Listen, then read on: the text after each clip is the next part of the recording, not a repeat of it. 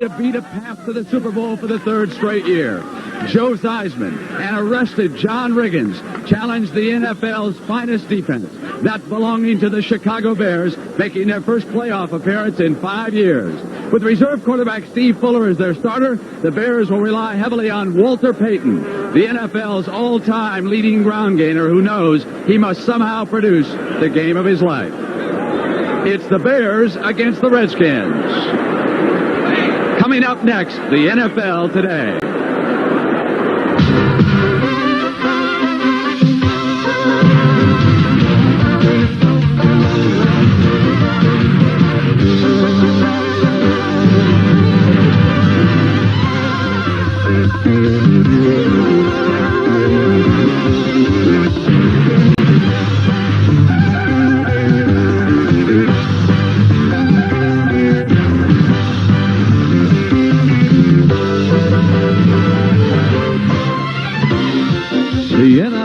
Today is sponsored by the 1985 Jetta, the new affordable German road car from Volkswagen.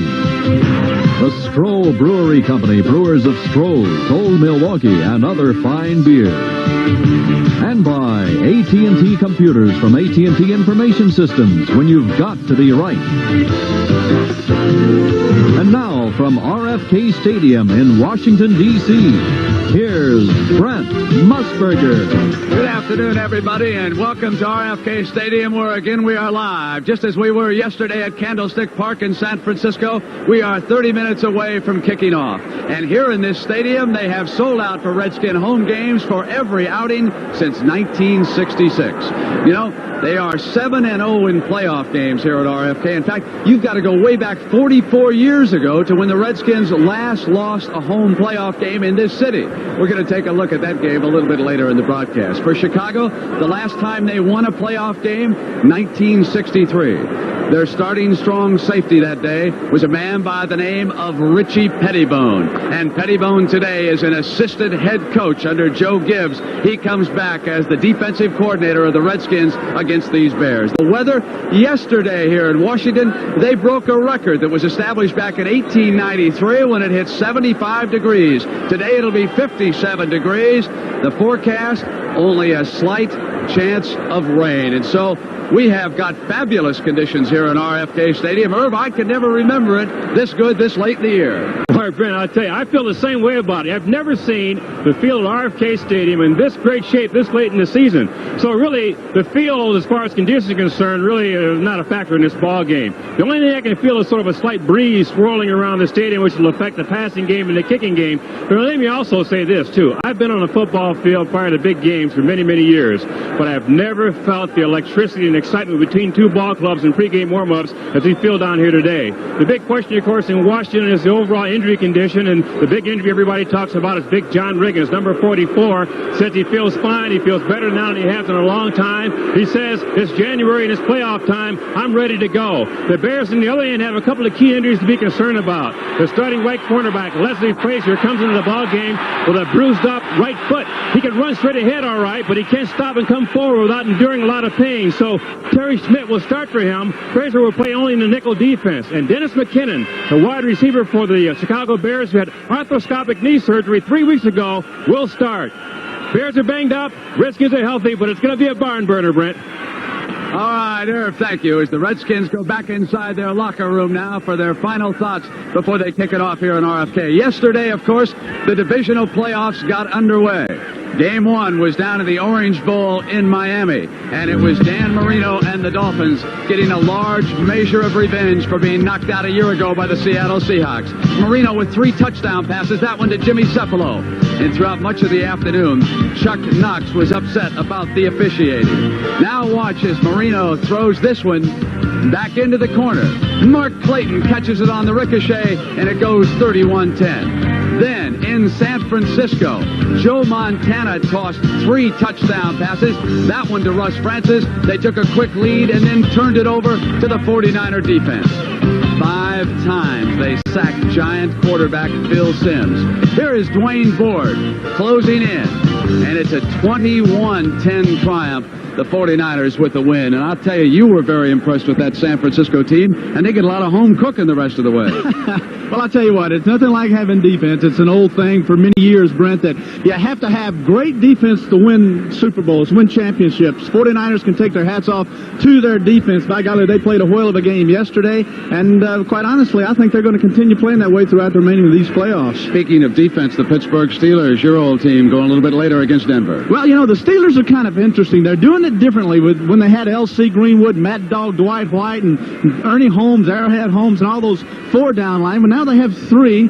Now they're using four linebackers to blitz, and they're doing a lot of blitzing. Totally different, Brent, than from the defenses that I was accustomed to. It's different now. It's going to be an interesting game between those Broncos and Steelers. All right, Frank Gleber and Dick Vermeil will be calling the action here in RFK Stadium for you. They met with the two head coaches yesterday. So let's go up to the booth now, and here's Frank.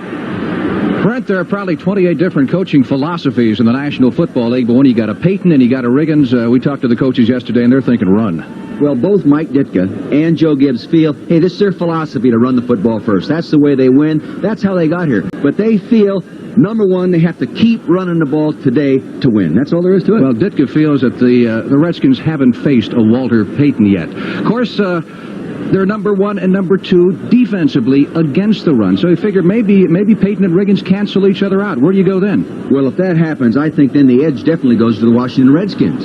Because the Washington Redskins have been here before. They have the experienced quarterback in Theismann. They have the great receiver core. Monk, the number one receiver in the NFL with 106. I think if it goes to there, then the Bears are in trouble, Frank.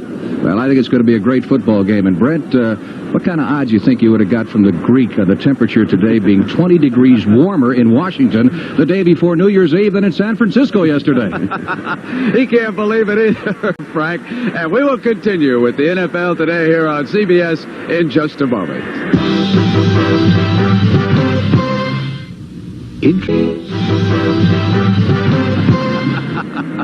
Oh, the Hogs are out in force. And Jimmy the Greek, what about this beautiful weather? Will it help either team more than the other? Well, the weather's good for both sides, Brent, and it's great for us. We don't have those cold heaters. Well, you know, this confrontation could well come down to a matchup of the Hogs. The offensive line put together here in Washington against that tough defensive front put together by the Chicago Bears. If you have a weak stomach, I wouldn't turn the TV on. We're a do-or-die situation, and we're not planning on dying no time soon. I think there's going to be a lot of thunder and lightning on the football field Sunday. The Chicago Bears defensive line, they are the NFL's best with a record 72 sacks. Joe Jacoby and Russ Grimm lead the Washington Redskins offensive line, known as the Hogs, and they cast aside whatever stands in their way.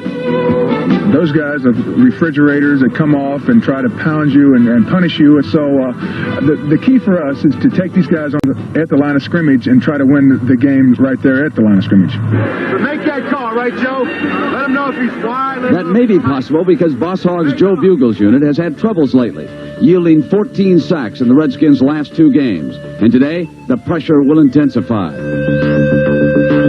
First of all, we're going to blitz him number one. Then we're going to come back on the second play. We're going to blitz him. On the third and final play, we're going to blitz him again. And after that, we'll probably just throw the kitchen sink out. It's really in our hands. It's in the Hogs' hands to hold up one-on-one against these guys. And if anyone breaks down, there's going to be a sack. But snuffing the run is the Bears' first priority. That's where Dan Hampton, the game's best tackle, comes in. He will be matched against number 68, All-Pro Russ Grimm, and that collision should be explosive. He's a big, strong player with a lot of finesse and quick hands, and he's got the total package. The bottom line is, it's going to be two good players, going head-to-head. There's no doubt about it, and it's going to come down to one-on-one. Somewhere in there, I imagine I'm going to get beat, and I just hope it's not a play that costs us. Somewhere in there, I imagine that, Dan Hampton will get beat. If Hampton and big number 95, Richard Dent, rush the passer as they have all year, it could be a long day for Theismann. On the other hand, if Grimm and the Hogs give their quarterback time, the Bears will be in for problems. And the battle lines have been drawn. Chicago Bears, we don't believe in taking no prisoners. We're going to leave everything out there on the field. So I just hope the Washington Redskins are ready, because we will be. One of the things the Redskins will go to here today, if they have to, they will put Joe Theismann back in a shotgun. They have not used that formation all season. They have practiced it this week. But the Bears have even a bigger question mark about their quarterback. We'll come back with that story when the NFL Today continues live from RFK Stadium in just a moment.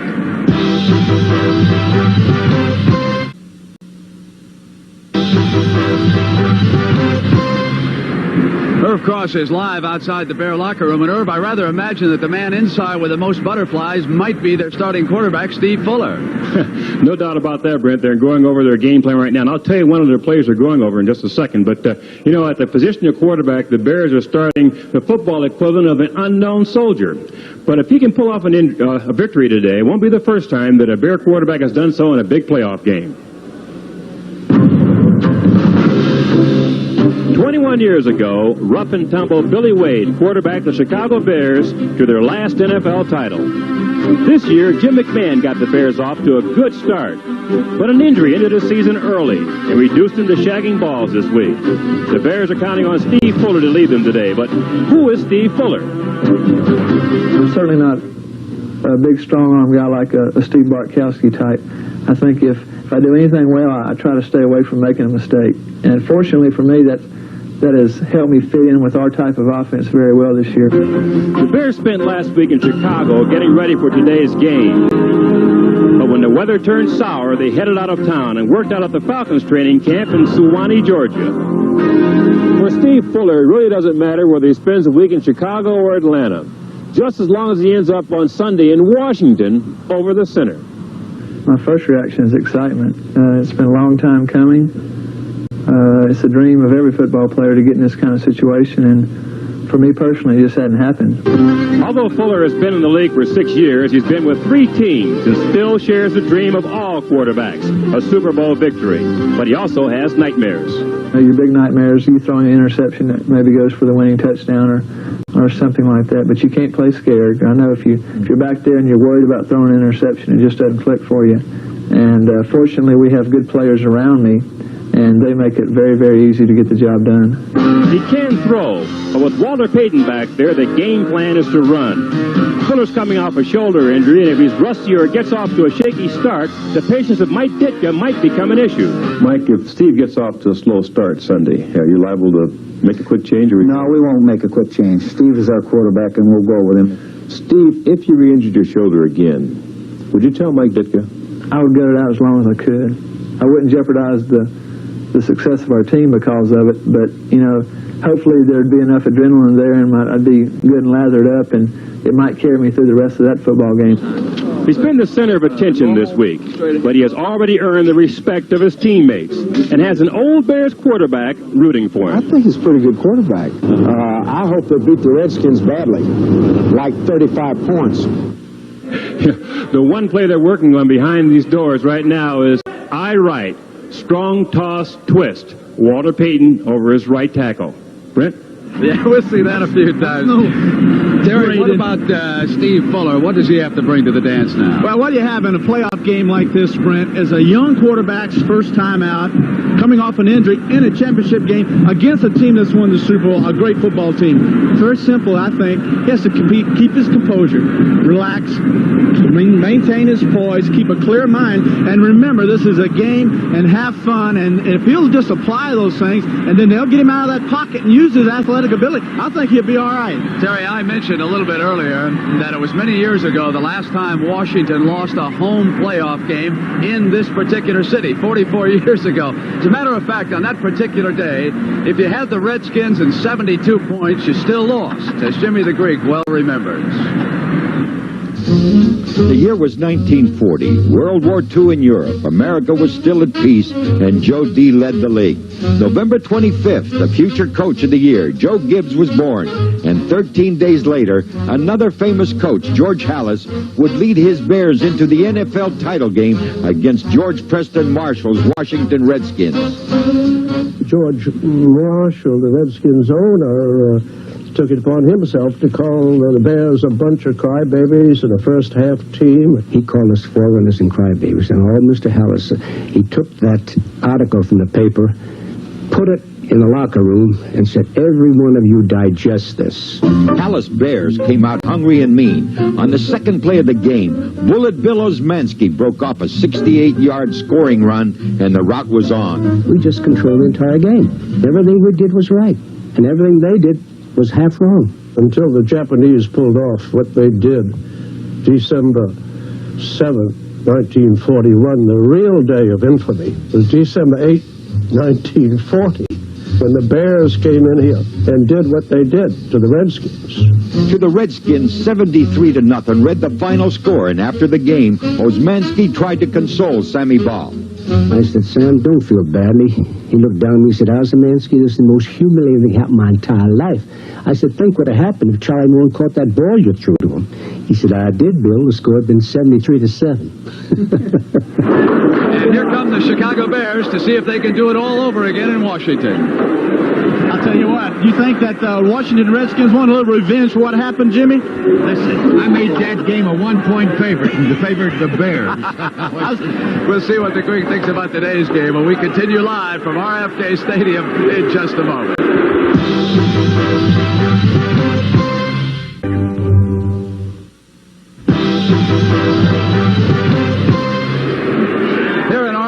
Stadium, the Chicago Bears defensive unit has come out, and they are now being introduced, and of course the Washington Redskins will also be coming onto the field shortly. And Jimmy the Greek, before the season even began, you touted the Bears as a team that could win the NFC. Grant, if McMahon were here, this game would be a toss-up. But there is the big difference. Theismann over that kid from Chicago. I mean, he can roll out, he's evasive, he's had the experience, he's a 10-point favorite. Well, some good news, of course, for the Chicago Bears is that Mike Hartenstein will be able to play today. There was some question about him. And now here come the Washington Redskins to be introduced. It'll be the defensive unit, number 71, Charles Mann.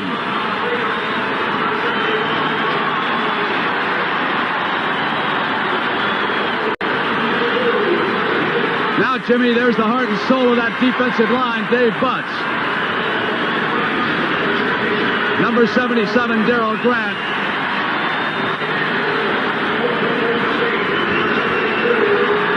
And now here comes Dexter Manley.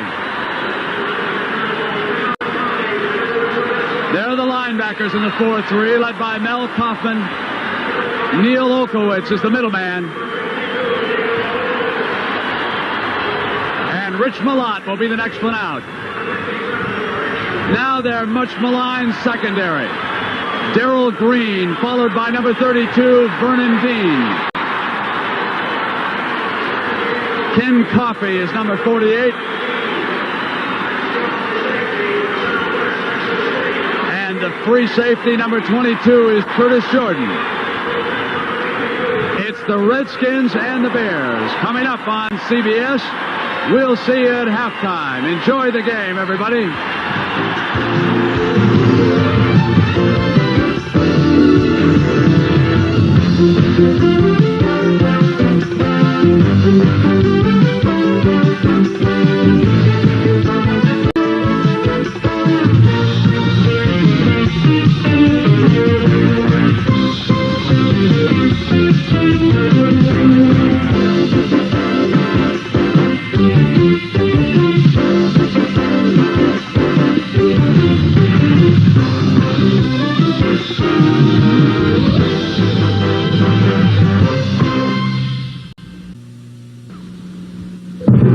After years of frustration, the long-suffering, unsinkable Chicago sports fan has finally been rewarded.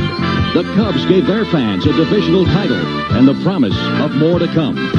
The Bulls unveiled pro basketball's newest superstar in Michael Jordan. And running buffs watched a world's best performance in the increasingly prestigious Chicago Marathon. And then there were Mike Ditka's Bears, who haven't won an NFL playoff game since 1963. The monsters of the Midway have reemerged, meaner and tougher than ever, with an NFC Central Division crown anchored by the game's #1 defense, a defense that specialized in turning opposing offenses black and blue. Offensively, the load is shouldered by the immensely talented Walter Payton, who finally climbed the Jim Brown Mountain. Washington, on the other hand, is a city used to a winner, with the Redskins vying for an unprecedented NFC third straight Super Bowl appearance. The Redskins are Joe Theismann of the radar arm and shifty feet, the power running of the indestructible John Riggins, and Washington sports its own NFL record setter in wide receiver Art Monk, who snared an incredible 106 passes this year. The last time the Redskins lost a home playoff game was 44 years ago, and that flogging by the Bears has never been surpassed. The second season for the Redskins and the Bears begins today at RFK. CBS Sports presents the National Football League.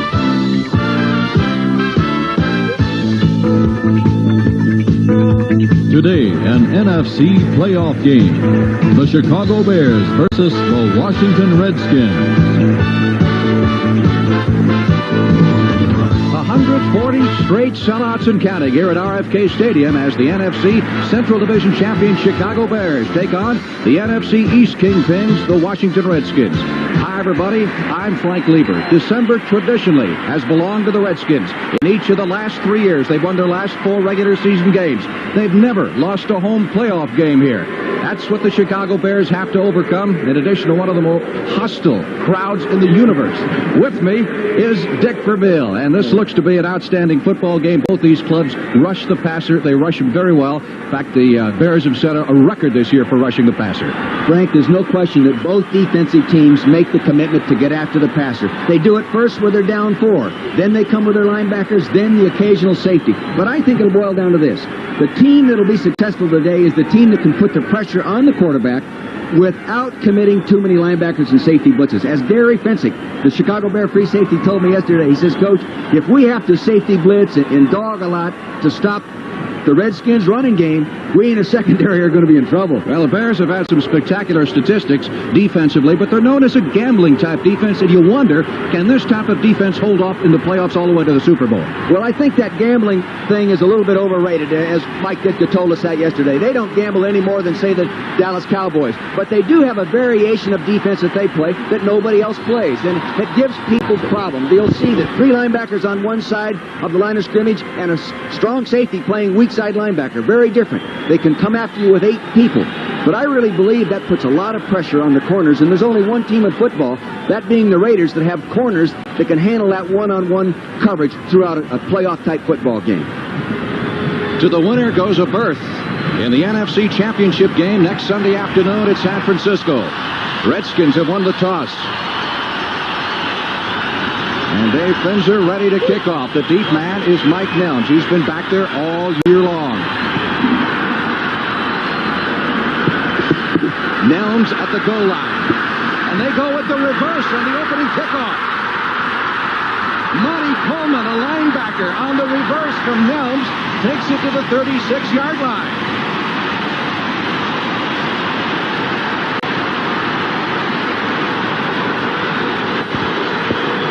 Redskins fans love it, quite obviously, but we've got an argument going on at the center of the field. And let's see if we've got an infraction here on the opening kickoff. I don't see a flag.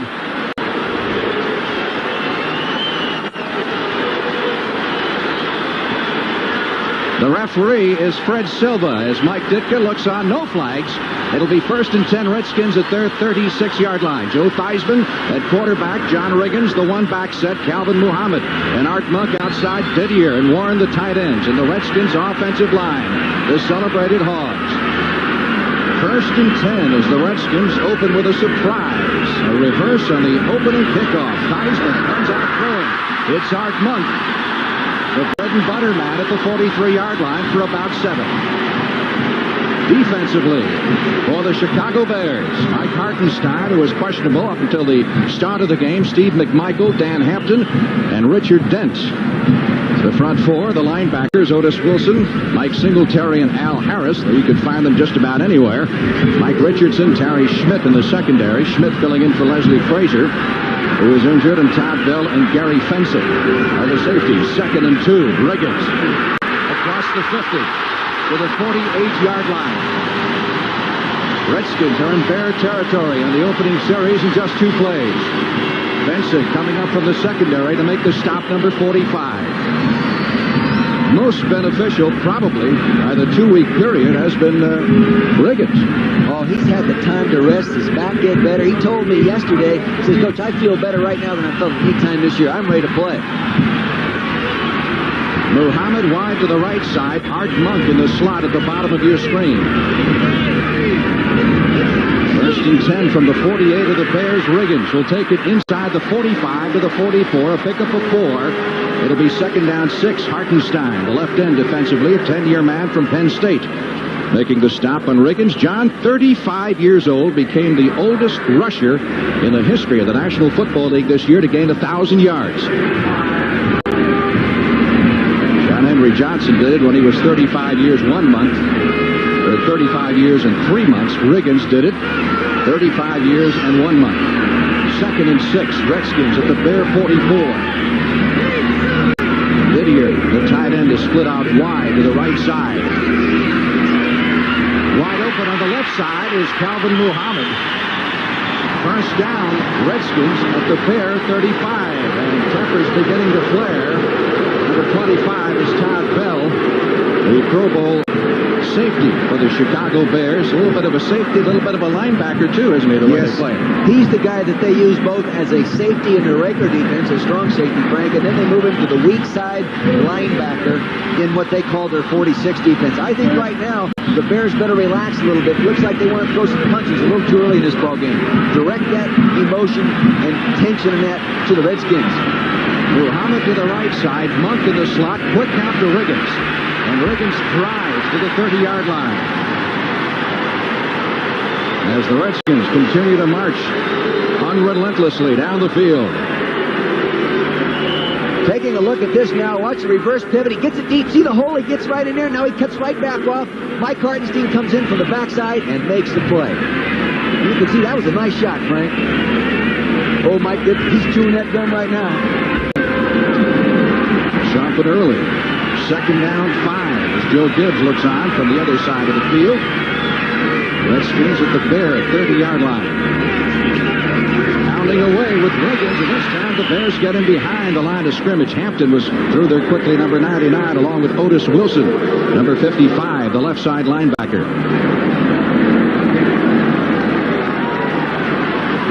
Riggins will come out in the passing situation as the Redskins are looking at third down and 6 from the 32. Frank, we just saw Joe Washington go into the ballgame, and he really is more healthy today than he's been all year, and he could be a big factor against this man-to-man coverage coming out of the backfield. Third and 6, Redskins. Now, the Redskins haven't shown the shotgun all year. We saw them practice it on Friday. Joe Gibbs reportedly does not believe in it, but here it is. And look out. Theismann got away from the first man, and he's got the first down, hitting Muhammad at the 25-yard line. You talk about poise under pressure. There's where experience comes in.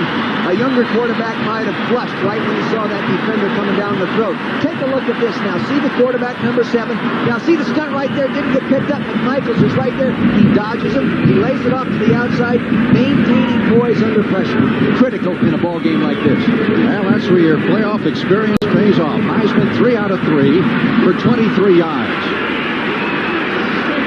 Redskins with the first down at the Bear 25-yard line. They're taking the opening kickoff, and they haven't given it up. Joe Washington to about the 20. Axiom ball control drive. Of course, the Redskins are just unbelievable here at RFK Stadium. They won their last 4 games of the regular season, 6 out of 7, 7 straight at home, and 16 of the last 17 at RFK. Frank, a lot has been said about the Redskins' injury problems, but you know what I saw on film? People taking injured players' places in the lineup and now playing that position better than the guy that was playing. They may be a better team today. One case in point, the center Rick Donnelly, who replaced Joe Bostic, who went out with a knee injury. Second and 5, Riggins. Got a couple of those 5 to the 18-yard line. If it gets down to a field goal situation, the Redskins, of course, will go to Mark Mosley, who has hit his last 6 field goal attempts, including the one that won the division for the Redskins against the St. Louis Cardinals here 2 weeks ago. 3rd down, 3. You remember Mr. Mosley, don't you? I'll tell you, he has 14 kicks in his career that have won the game in the final seconds, and he did that to the Eagles, the team that I was coached, 4 times. He just sort of irritates me to look at it. 3rd down, let's call it 4, needed for the first down. Redskins at the Bear 19. Theismann saw it, got it away, but had to throw it away, in effect, as he couldn't reach the intended receiver, who was Charlie Brown. We've got a flag back at the line of scrimmage. Might have been offside, Frank. I think the safety was offside. That's the preliminary indication, and on a 3rd and 4, how much more critical could a penalty be? Defense, number 25. Offside. First down. How many times this year have we seen a safety called for being offside? That's the first time. Here it is on the left corner of your screen. See Todd Bell, 25, coming off. Joe senses him coming, lays it up over the receiver to his right, takes a shot in the back. Good legal hit, but the guy was offside. It's a defensive back, offside. And that, of course, gives the Redskins the first down with the nose of the football just inside the Bears' 15-yard line. Maybe a little too anxious right now, Frank, the Bears are. Warren, the tight end, is in motion. Riggins to the 10 to the 9-yard line.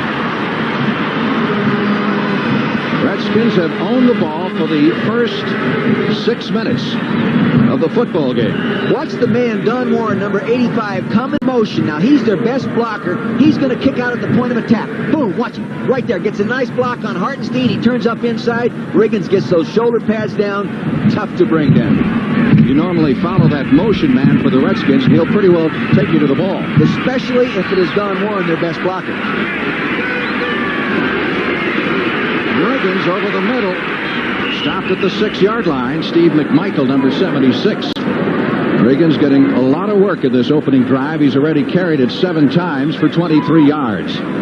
Frank, when you've scored 96 running touchdowns in your career, you know where the end zone is, so they're going to give it to John Riggins in this area. A lot of folks wondering if this is going to be it for Riggins, or if he's going to come back next year. And he says if his back bothers him as much as it did this year, you may not see him beyond this season. Every time I talk with him, he wants to talk about going hunting. This guy loves to hunt. 3rd down, 4 needed for the first down. The Redskins at the Bear 8. Didier in motion this time. Theismann rolling out, going for the corner, incomplete. Charlie Brown was the intended receiver, and Mike Richardson, the left corner, was there to knock it down.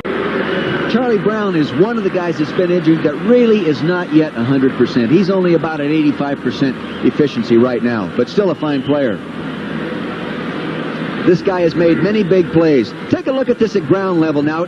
Joe had moved out to his right. He has it, Charlie out there. He just gets it, trying to get it a little bit outside, but a nice play by the defender there, Mike Richardson. He's knocked down a lot of balls in his career. Mosley, 24 out of 31 on the year. This effort from 25 yards. Straight as an arrow. So the Redskins open with an impressive drive that eats up the first 7 minutes and 3 seconds of the football game. And Washington leading the Bears 3-0. Back in just a moment. Frank Lieber along with Dick Vermeil at RFK Stadium, first period. And the Redskins lead the Bears 3-0. Everybody was talking big plays yesterday, and that was a grind-em-out type drive. That was a grind-em-out drive, and we'll see more of that, but I think the Bears might commit more people to stop that running game. Willie Gault on the left and Dennis Gentry on the right as Hayes kicks off for the Redskins. Gault has not returned a kickoff this year. From the 5, 15, 20, 25, 30, and Gault with that tremendous speed out to the 35-yard line. He'll be their primary returner today, where he hasn't been all year. He did return kicks last year, 34 on that return. Steve Fuller at quarterback, replacing the injured Jim McMahon. Matt Suey and Walter Payton, the running backs. Willie Gault and Dennis McKinnon, who's operating with a knee problem at the wide receiver. Jim Covert is their best offensive lineman. He'll be joined by Bortz, Hilgenberg, Becker, Van Horn, and Emery Moorhead will be the tight end. Bears' first possession of the day. 1st and 10 at their 34. Payton in motion. Fuller hands off to Suey. And Suey propels out to the 40-yard line. Pickup of 6 on that play. It'll be second down 4. They're coming right after Dave Butts here right now. Now you watch big Kurt Becker, 79. He turns him out right there, and he cuts right back behind Dave. Dexter Manley pulled back from the outside and just tripped him up. I tell you, if you can block Dave Butts, you can block a bulldozer. Everybody looking for Peyton that time, and Suey was more noted for his blocking and his running, taking the handoff. Second and 4. Bears at their 40. Here's Peyton, first carry of the day, and Walter Peyton has got a first down for the Chicago Bears as he takes it across the 50-yard line to the 49-yard line of the Redskins, an 11-yard pickup.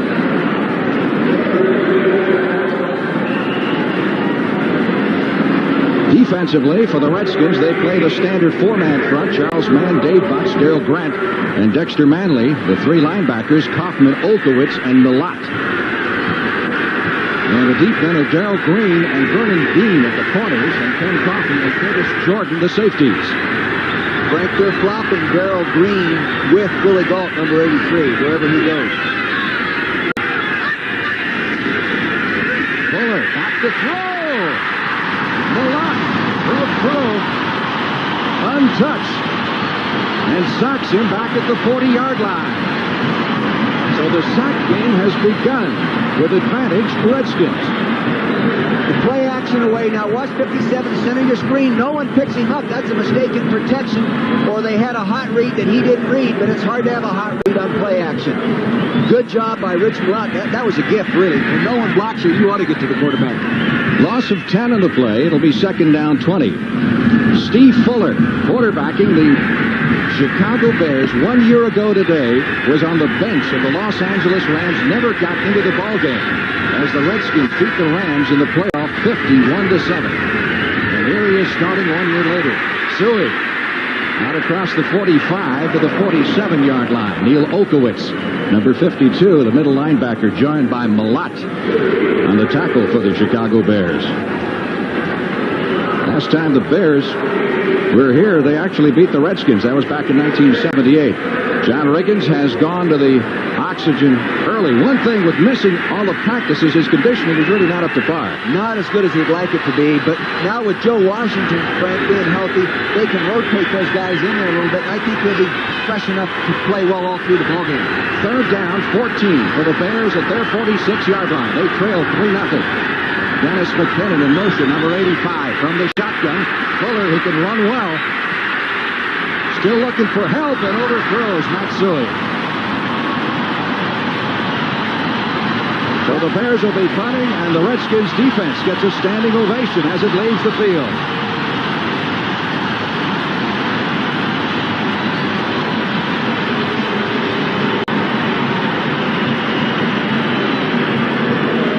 Was a designed rollout. He wasn't flushed. I think he was told to by the huddle call to go ahead, set initially, and then go on out and get out there away from the rush.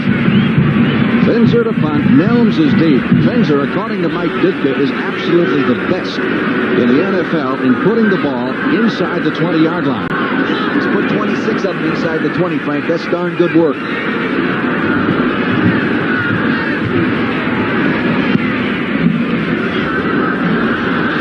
Will field this at the 8, 10, and there's another one inside the 20 for Mr. Finzer as he is clobbered at the 13-yard line by Wilbur Marshall, the number 1 draft pick, rookie linebacker of the Chicago Bears. 45 on the punt, 54 on the return, timeout.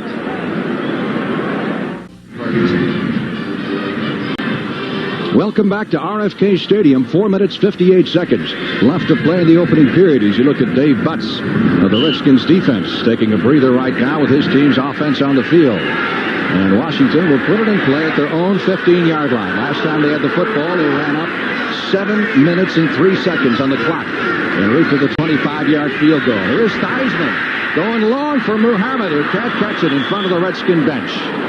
Mike Richardson was back there defending. One big factor in these clubs, and I don't know how big a factor you feel it is playoff experience, and the edge certainly goes to the Redskins.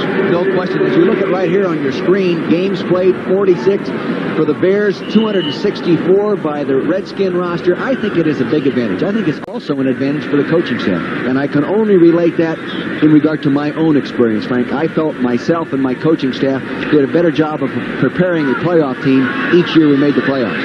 Interesting that 28 of the 46 games of the Bears belong to two players who were with the Cowboys, Jay Saldi and Andy Frederick. 2nd and 10, Riggins over the left side and shoved back after gaining just a yard or two. Dan Hampton, number 99, leading the defensive charge. Boy, you talk tough. Dan Hampton has on his body 200 assorted stitches from football injuries going back quite a few years. He gets fired up when you talk to him, doesn't he? He's had 400 cc's of fluid taken off his knee this year. He's not 100%, but he lines up and plays. Yeah, he said that's just about a six-pack. Right? That's just about a six-pack, he said. 3rd down, Redskins need 8 for the first down. Ball is at their 16-yard line, and again, the Redskins showing the shotgun for the very first time this season. High snap to Theismann is in trouble. Uses his great mobility to get out of it and runs out of bounds at the 20-yard line. We got a flag tossed over on the far side. Theismann does not mind the idea, the shotgun at all, with his mobility. I think it's a real advantage. Of course, you know, I stole the shotgun from Dallas Cowboys and from Buffalo when Chuck Knox was there, and it was a big advantage to us because it gave the quarterback a cushion. It kept the defenders away from him. Number 95, offside, 3rd down. That's the big man of the Chicago Bears, Richard Dent, number 95, who leads the NFC in sacks this year with 17.5 just in his 2nd year. He's from Tennessee State, and a great pass rusher. Name the other great pass rusher that came out of that school. Remember old Claude Humphrey? How about Ed Too Tall Jones? Didn't do bad either. Yeah, not too bad. Some great defensive linemen. 3rd down, Redskins need 3 for the first down at their 21. They lead it 3-0 with 4:02 left in the opening period. Bill Washington has replaced Riggins. Theismann gets the pass away to Monk and completes it for the first down at the 39-yard line. Todd Bell and Gary Fensick were back there, but not before the combination clipped for 17. And good job by Theismann to evade the oncoming number 55 of the Chicago Bears, Otis Wilson. The Redskins did a nice job of picking up the rush from that variation defense that the Bears play that's so different, what they call the 46 defense. The Redskins are calling it the Dubs defense, meaning double linebackers over on one side. 1st and 10 for the Redskins at their 39. Charlie Brown wide to the left side. Monk is set in the slot up at the top of your screen. Riggins, the handoff from Theismann, running into trouble behind the line of scrimmage, and is dropped back at the 37 by Mike Hartenstein. Tough customer. Steve McMichael, number 76, the defensive left tackle, got some penetration. I think somebody made a blocking mistake or just missed him in there because he had penetration into that backfield. So a loss on the play moves the ball back to the 37-yard line where it will be 2nd and 12 for the Redskins. Joe Theismann this season set records for pass attempts, for pass completions, for yardage passing, all former Redskin records held by Sonny Jurgensen.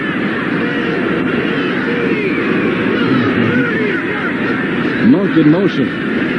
Theismann under pressure, delivers. Monk had one hand on it, but couldn't pull it down. Defended against by Todd Bell, the strong safety. They are coming after Theismann. They're coming after him. Now watch now Joe right here. See, he's taking it, dropping back. He has good initial protection. He's looking to his left. Now you see McMichael coming around the outside. He has to get rid of that ball because here comes, the Danimal, Dan Hampton. They call him the Danimal. D-A-N-I-M-A-L, Danimal. Just an old Arkansas rancher, he told us, got a little farm down there. He said, doesn't consider himself a farmer because a farmer, he says, puts his hand down in the dirt. Yeah, he says he doesn't do that. Yeah. He has a racehorse in partnership with Buddy Ryan, the defensive coordinator here with the Bears. 3rd down, 12. Redskins at their 37-yard line. And the Bears with 6 defensive backs. Theismann having trouble finding somebody open. Going to run for the first down. He's out to the 50. And that should be just enough for the first down.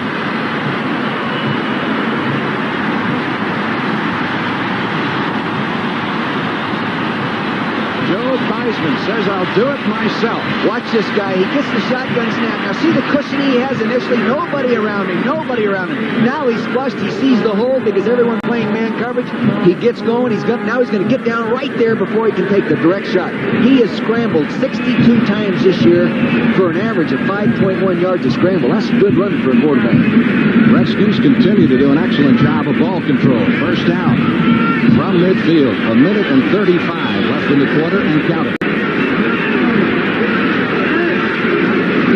They're coming after Riggins, and this time Hampton lands on top of Theismann back at the 40-yard line. First, Joe's got to be a little shell-shocked. Last two ball games of the regular season, he was sacked a total of 14 times. Right, and in talking to the coaches about it, wait a minute, I'll come back. Here you can see, now watch the people commit to the rush. Here comes number 50, Singletary. See him there? He's in after him. Dan Hampton right there. Nice little cross charge that was not picked up properly. Take another look at this now. Watch right over the ball. 76, Rick. See, he's got him one way.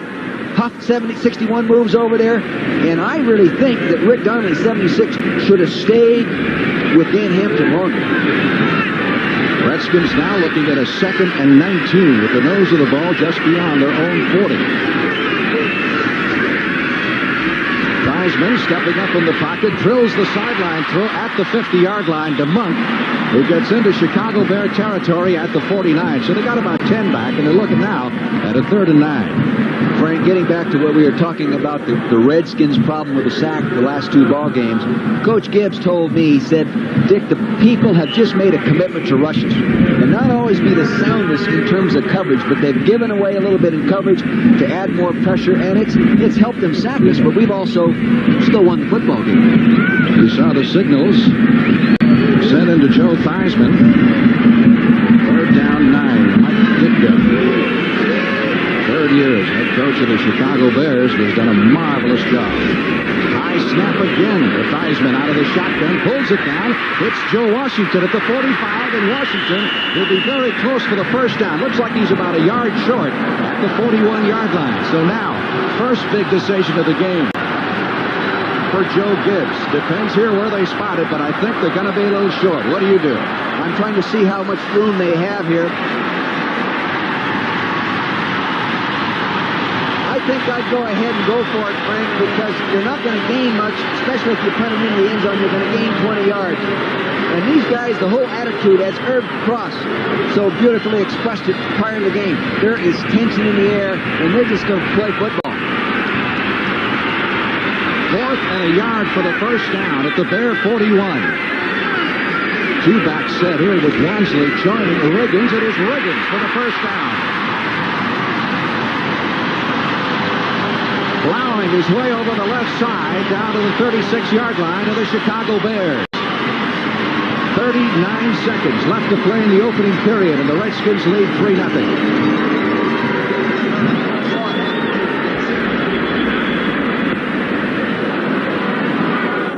Mike Ditka, you saw a moment ago, as we said, has done an amazing job since he arrived in Chicago.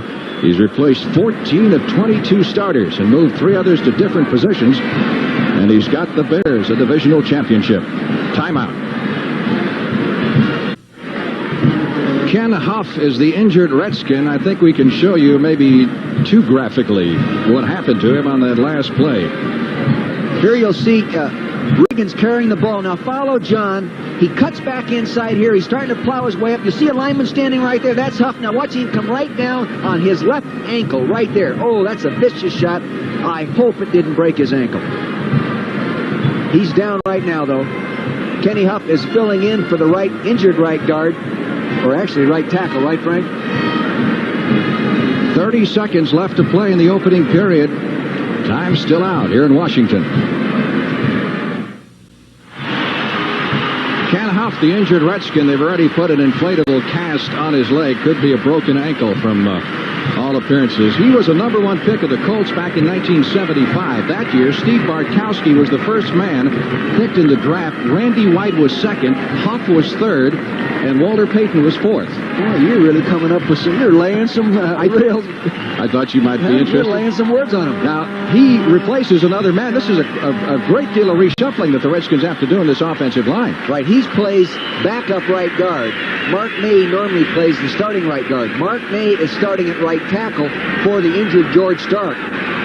Now Mark May will go back to right guard, and Morris Towns, number 62, will come in and play right tackle. Who was activated just yesterday. 1st and 10 Redskins at the 38. They give it to Riggins. He's inside the 35, down to the 33-yard line. The Redskins have now run off 23 plays here in the first quarter to the Bears' 5. And that play will take us to the end of the quarter. So, at the end of one at RFK Stadium, the Washington Redskins, on the strength of a 25-yard field goal by Mark Mosley, lead the Chicago Bears 3-0.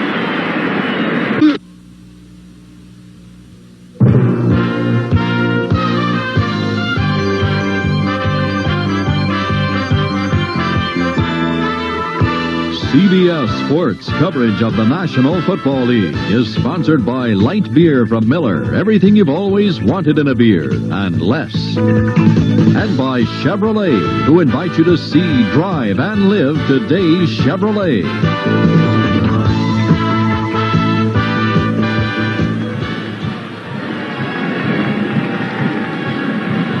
Frank Lieber along with Dick Vermeil. Second quarter about to get underway at RFK Stadium in this NFC Divisional Championship matchup. There is Ken Huff in the X-ray room. You know, each NFL team is required now to have the capability of doing X-rays right at the stadium. And he's getting that plastic cast removed and will get his ankle X-rayed somewhere in the bowels of RFK Stadium. 2nd and 7. Redskins at the Bear 34-yard line. Monk, the man in motion. Theismann with the fake to Riggins, goes to the near side and throws it in front of Charlie Brown.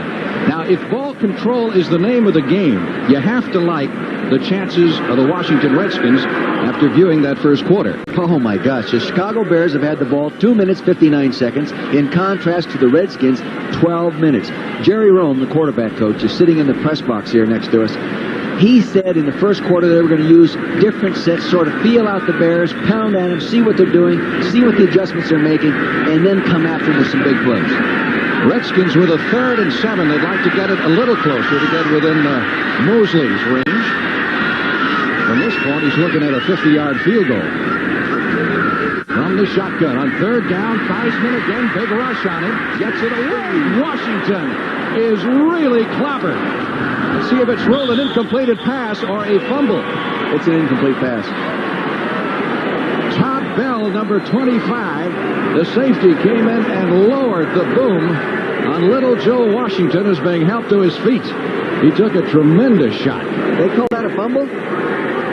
I hope some official saw that the way we saw it. They are calling it apparently a fumble. I didn't see it that way. They're giving the football to the Bears on a fumble recovery. Watch it again.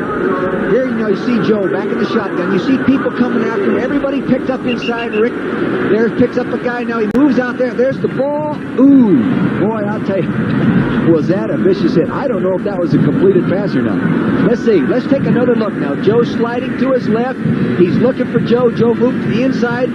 Hartenstein, number 73, was out there on him. Now here he comes. It looks like he had the ball long enough to be called a fumble. Definitely. Good call by the officials. And the Bears recovered the fumble and will have the football 1st and 10 at their 38 when we come back right after this. The Bears have a 1st and 10 at their own 38-yard line. Second play of the second quarter. Credit the fumble recovery a moment ago to Otis Wilson, the Bear linebacker. Steve Fuller at quarterback. They've got Suey and Payton in the eye.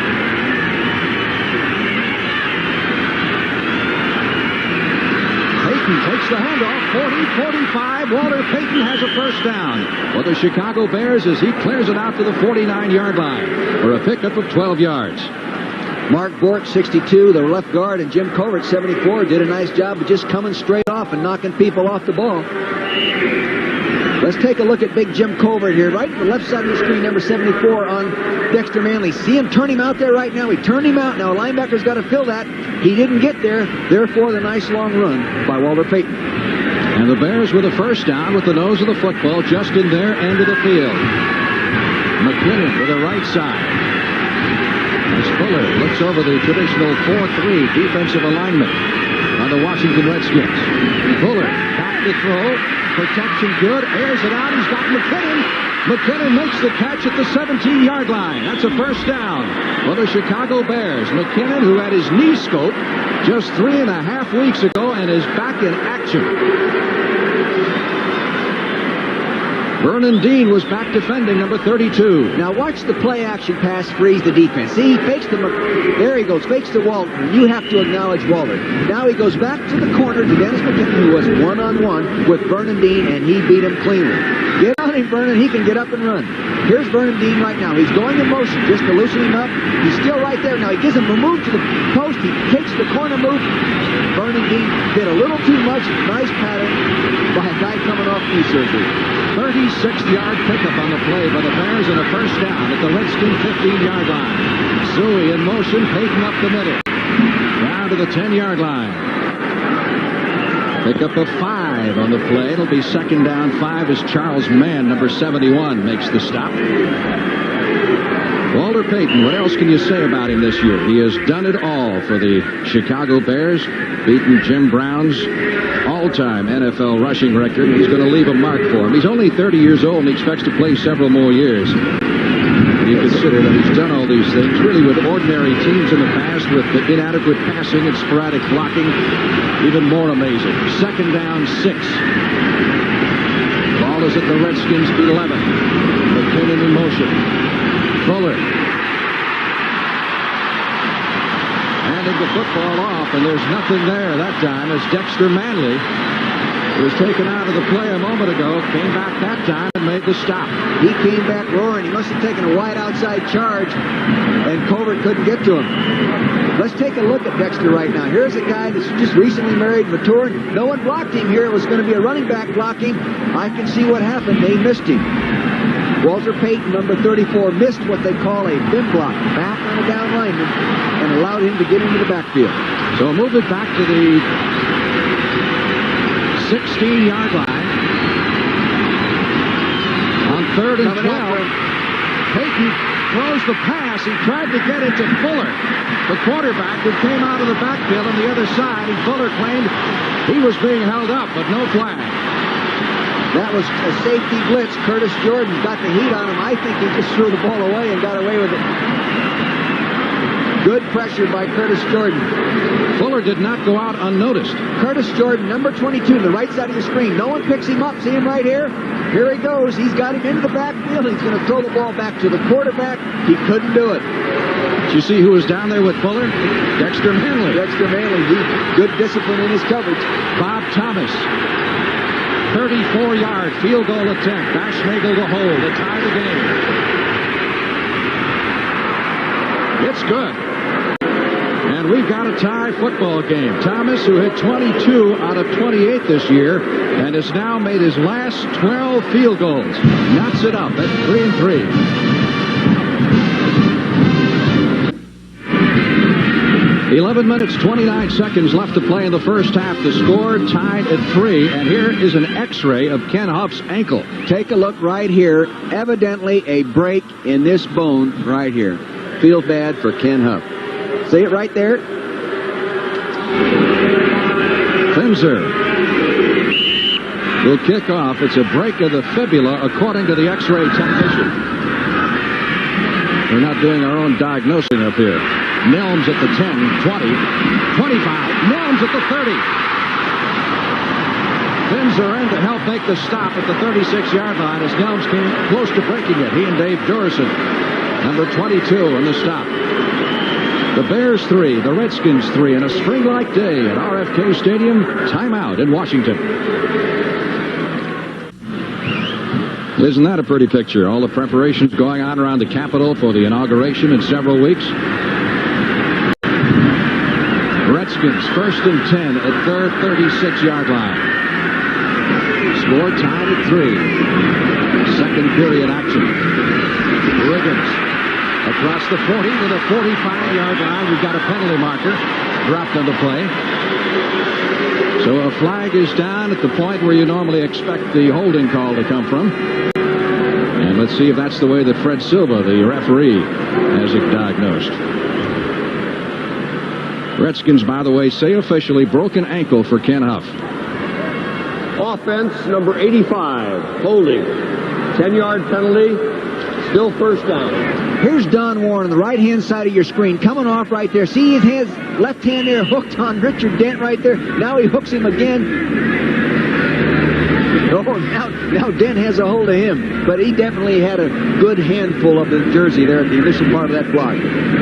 Walkoff will move it back to the 30-yard line, where it'll be first down and 16. Didier split wide to the left side for the Washington Redskins. Theismann handing off to Riggins. And Mike Singletary, the middle linebacker, was ready for him, and not much there for the Redskin running back, who's now carried 14 times for 35 yards. Theismann has hit 7 out of 11 for 62 yards. You know, every time I look at Jacoby, I can't believe how big he is. Oh, my gosh. What is he, 305, 310 pounds? 305 pounds, and he's not fat. He's just big. Joe Jacoby, free agent. They say that he went to a masquerade party with a white sheet draped over him, disguised as Alaska. Where do you get these? That's Frank? big. I mean, that is big. You're going to lower our ratings. with Second stories like down, that. 16. He's big enough. Here's the 46 defense, Frank. Monk, man in motion. Theismann has it blocked. Up for grabs, but the Bears couldn't find it. Singletary tried to run it down. Now, you say 46 defense. What are you talking about? That's when they have everybody up there, all the linebackers to one side. Well, all linebackers to one side, and it's a problem. Take a look at Al Harris, number 90. Big guy, has been a defensive end. This is his first full year as playing a linebacker. He's a giant as a linebacker, 6'5", 250 pounds. Tough to get the ball over his head. What does that 46 defense make you do? Well, usually it makes you run away from the overshifted defense, meaning run away from the strength of the defense and then throw the football second. It is third down and 16 for the Redskins, who are at their own 30-yard line. Score tied at 3. 10:31 left to play in the first half. Theismann trying to come up with the big play. Again running out of the pocket. 35 and slides to a halt at the 39-yard line. So he got back to the original line of scrimmage in 2 or 3 more. But considerably short of the first down. And the Redskins will be punting. Now you're going to see number 95 right in the middle of your screen. That's Richard Dent, the NFC's leading sacker. See, he got all the way around the outside of the tight end, Don Warren, and flushed him. He had to get running. Here he is, going to come sliding to second base. Safe, but no first down. No first down. About 6 yards shy, and Hayes in to do the punting. He's another kicker who can send it inside that 20. Very high snap, and he does a good job of pulling it down. End-over-end kick. Fisher at the 30. Up to the 35-yard line and to the 39. And that's where the Bears will put it in play with 9 minutes and 39 seconds left to play in the first half. What's turned into a defensive battle so far. 33 on the punt and 11 on the return. That was returnable all the way. It's tough enough to make a great punt, but when you have to break your concentration and go up there and get the ball like he did here, you've got to give him credit for doing a super job. There's, again, where experience comes in, Frank. We'll be back at RFK Stadium in Washington right after this. Well, you heard Brent talking on the NFL today about this going to be a battle in the trenches, and so far it's been just that. They're right down there. The Bears versus the Hogs. The Bears and the Hogs going after it. And it's tied at 3-all here in the second period. The Bears with a 1st and 10 at their 39. Fuller has got some fairly impressive stats. He started 4 games, completed 68% of his passes, and has not thrown an interception this year. And Fuller backpedaling the throw. Over the middle to Moorhead, the tight end. He'll take it to the 45 for a pickup of 5, maybe 6 yards in the play. Kurt Becker has the assignment of pass protecting Dave Butts, number 65. See him to the right of the screen. Now he's the middle. Now he's getting help right there from Jay Hildenberg, number 63. He's going all the way around the horn trying to find someone. Then the third guy gets involved, Jim Colbert, number 74. He's going to go back down. He's going to be upset. I got 3 guys blocking him. Not fair. Wonder what you other guys rush. Second down. Bears lead 4 for the first down at their 45. Suey steps into the slot. Up at the top of your screen, Willie Galt flank to the right side. And he's going for Galt, the speedster, downfield. Galt trying to get inside of Darrell Green. And no flag thrown. Here is a guy who can fly. Willie can fly, but I'll tell you something else. Darrell Green can fly. Look at he's right up there in bump and run coverage position, playing him inside now. He's watching his head. Now he sees him look for the ball. That's when he looks for the ball. Good defense. I'll tell you, this guy can bump and run. Yesterday I'm running in the park. Oh, here we go. You can see he can throw the ball under pressure as well. Took a pretty good shot.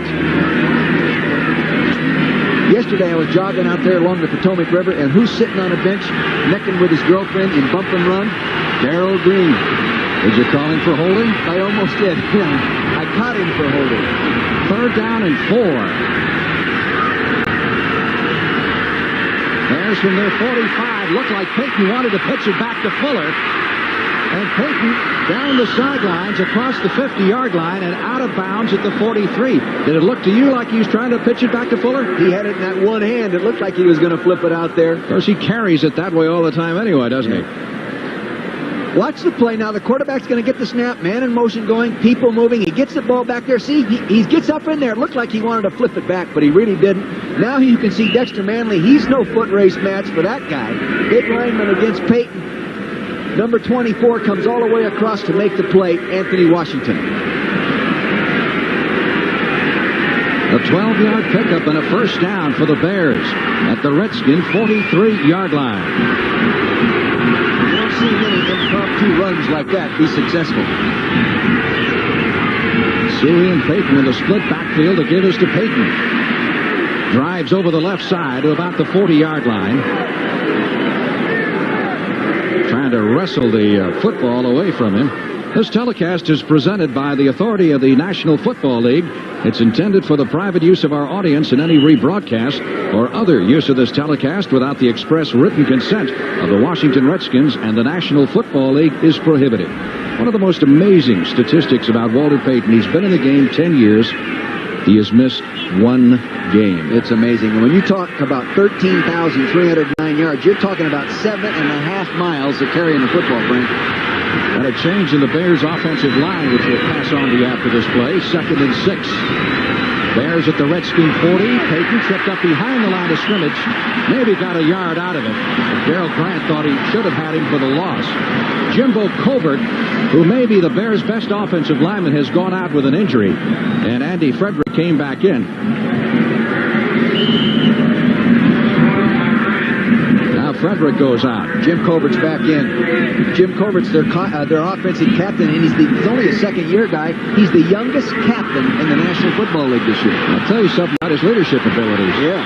3rd down. Bears need 6 for the 1st down at the Redskin 40. Dunsmore, the tight end of the slot, off to the right side. Here's Steve Fuller under pressure. Delivers over the middle, almost intercepted. Intended for McKinnon. And they were playing volleyball with it over there. Rich Malott, number 57, thought he had one. Boy, that was an outstanding job of coverage by a defensive linebacker. Outstanding job. Redskin Perry Brooks was shaken up on the play, number 69. Who will need medical attention, so we've got a timeout here with 7 minutes and 9 seconds left to play in the 1st half, and the score tied at 3. Here we are, right? The ball's going to be coming right at us. Quarterback going back. Good heat. You can see old Butts circling around there. Now, Steve Malott, number 57, to the right side of your screen. He's going to reappear. Now, watch him come inside out on the ball. Reach, dive, put that ball down, preventing the reception. Really a nice job by a linebacker, stopping Dennis McKinnon, number 85, from getting the 1st down. Brooks would appear to be okay. You've prepared teams for the playoffs before. What's the biggest factor in getting ready?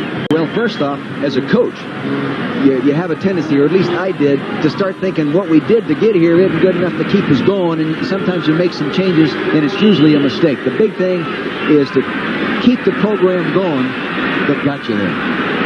Finzer to do the punting, and Nelms is deep. This is where this Finzer is really great, Frank. Laying that ball inside that 20-yard line. Just out of bounds.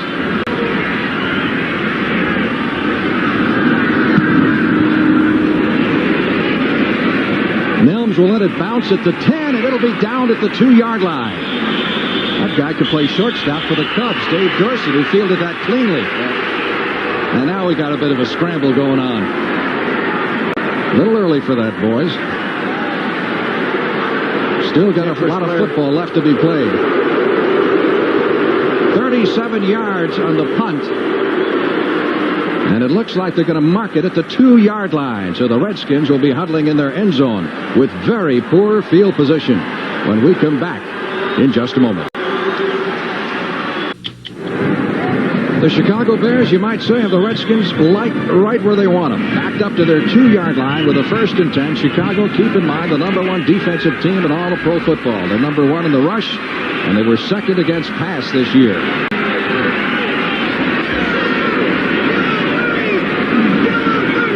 Reagan starts this one 4 yards deep in the end zone, and will try to get the Redskins some breathing room as he takes it out to the 4, maybe the 5-yard line. You know, you can hear the Redskins quarterback, Joe Theismann, yelling, yellow 30, which is a false audible color. I think now the Redskins have some audibles in their game plan, and I wouldn't be surprised to hear them calling something other than yellow as the ball game goes on. A live color changing the play on the line of scrimmage. Pickup of 3 by Riggins. It is 2nd and 7 for the Redskins at their 5. Lydia wide to the right side. Here's Theismann throwing from the end zone. Sees an opening. And slides to a halt at the 10. Late hit. There's the flag. Looks like he didn't get quite enough for the 1st down, but the penalty will take care of that.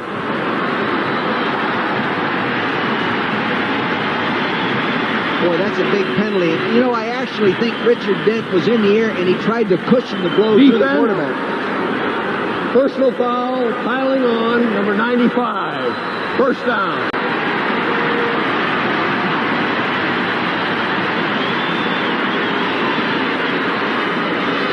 You can see Joe running away from you right now. Now watch, he's going to go down right here. And see 95 coming there. He goes over the top of him. I think, well, yeah. Good call by the official. Good call by the official. He's got to pull off before that. He had time to pull off. 15-yard walk-off tacked on at the end of the play. Moves the ball out to the 26-yard line. And now the Redskins do have some breathing room with 6 minutes, 16 seconds left to play in the 1st half. Theismann looks near side, now looks far side. And again he's going to run it. Otis Wilson finally chasing him down. He goes out of bounds at the 33-yard line. Looked like Singletary was going to chase him all the way up into the stands. This was a play-action pass. Now watch Joe Theismann, number 7, in the middle. Reverse pivot, make the fake. He makes the fake to Riggins, and there he's looking to his left. The coverage was there. Steve McMichaels got in there and flushed him, number 76. Now he's running his fanny off to get away from number 55, Otis Wilson. Stay away from him, Joe. Well, Theismann isn't quite the Redskins' leading rusher yet, but 4 carries for 35 yards isn't bad. Riggins has 37, but he's carried it 14 times. I know it. The quarterback is being flushed too often right now for sound offense. 2nd and 4 from the 33. Here they come. Theismann smelled it coming that time, got rid of the ball quickly, and took another shot from Otis Wilson as he tried to dump it off to Art Monk over on the far side. They came after him. I believe that he audibled that time, Frank, which the Redskins never used to do. They used to try to control your defenses with their formations, but now the defenses are catching up, and they're forced to audible.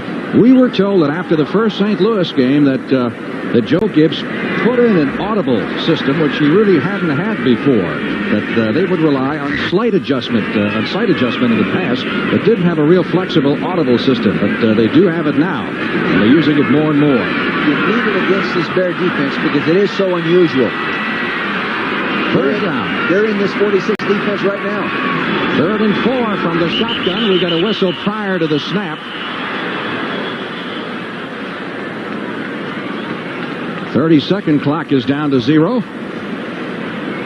And that time the Redskins took too much time. Delay, offense, number 7.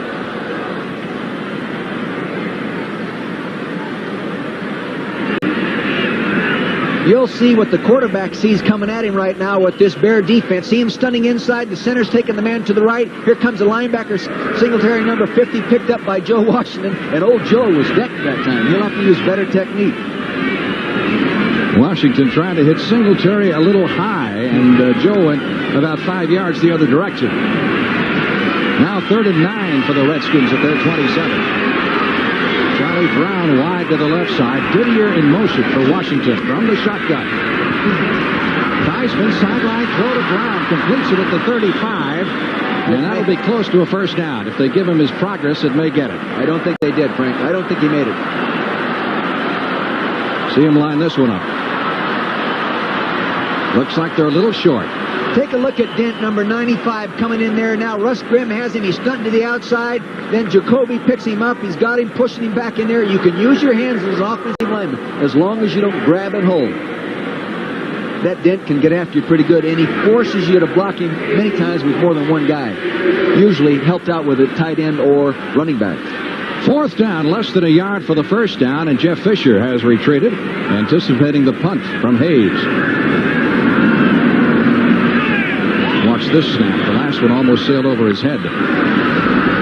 Another delay of game. Again, the 30-second clock ran down.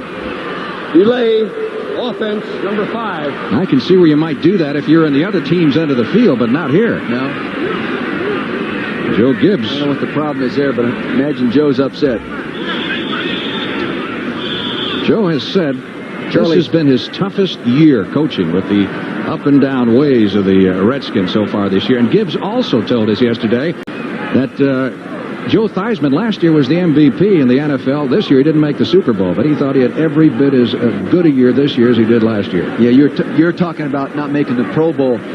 He didn't make it, but he played as well this year as last year. But he's had so many different receivers to throw the ball to, so many offensive line problems, running back injury problems, that the overall production has not been there. Therefore, he is not evaluated as having had a successful season or as successful.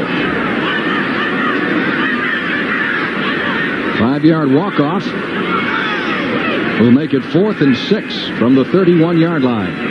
And Hayes standing back at his 15. Gets the good snap this time. Nice punt. Fisher at the 30.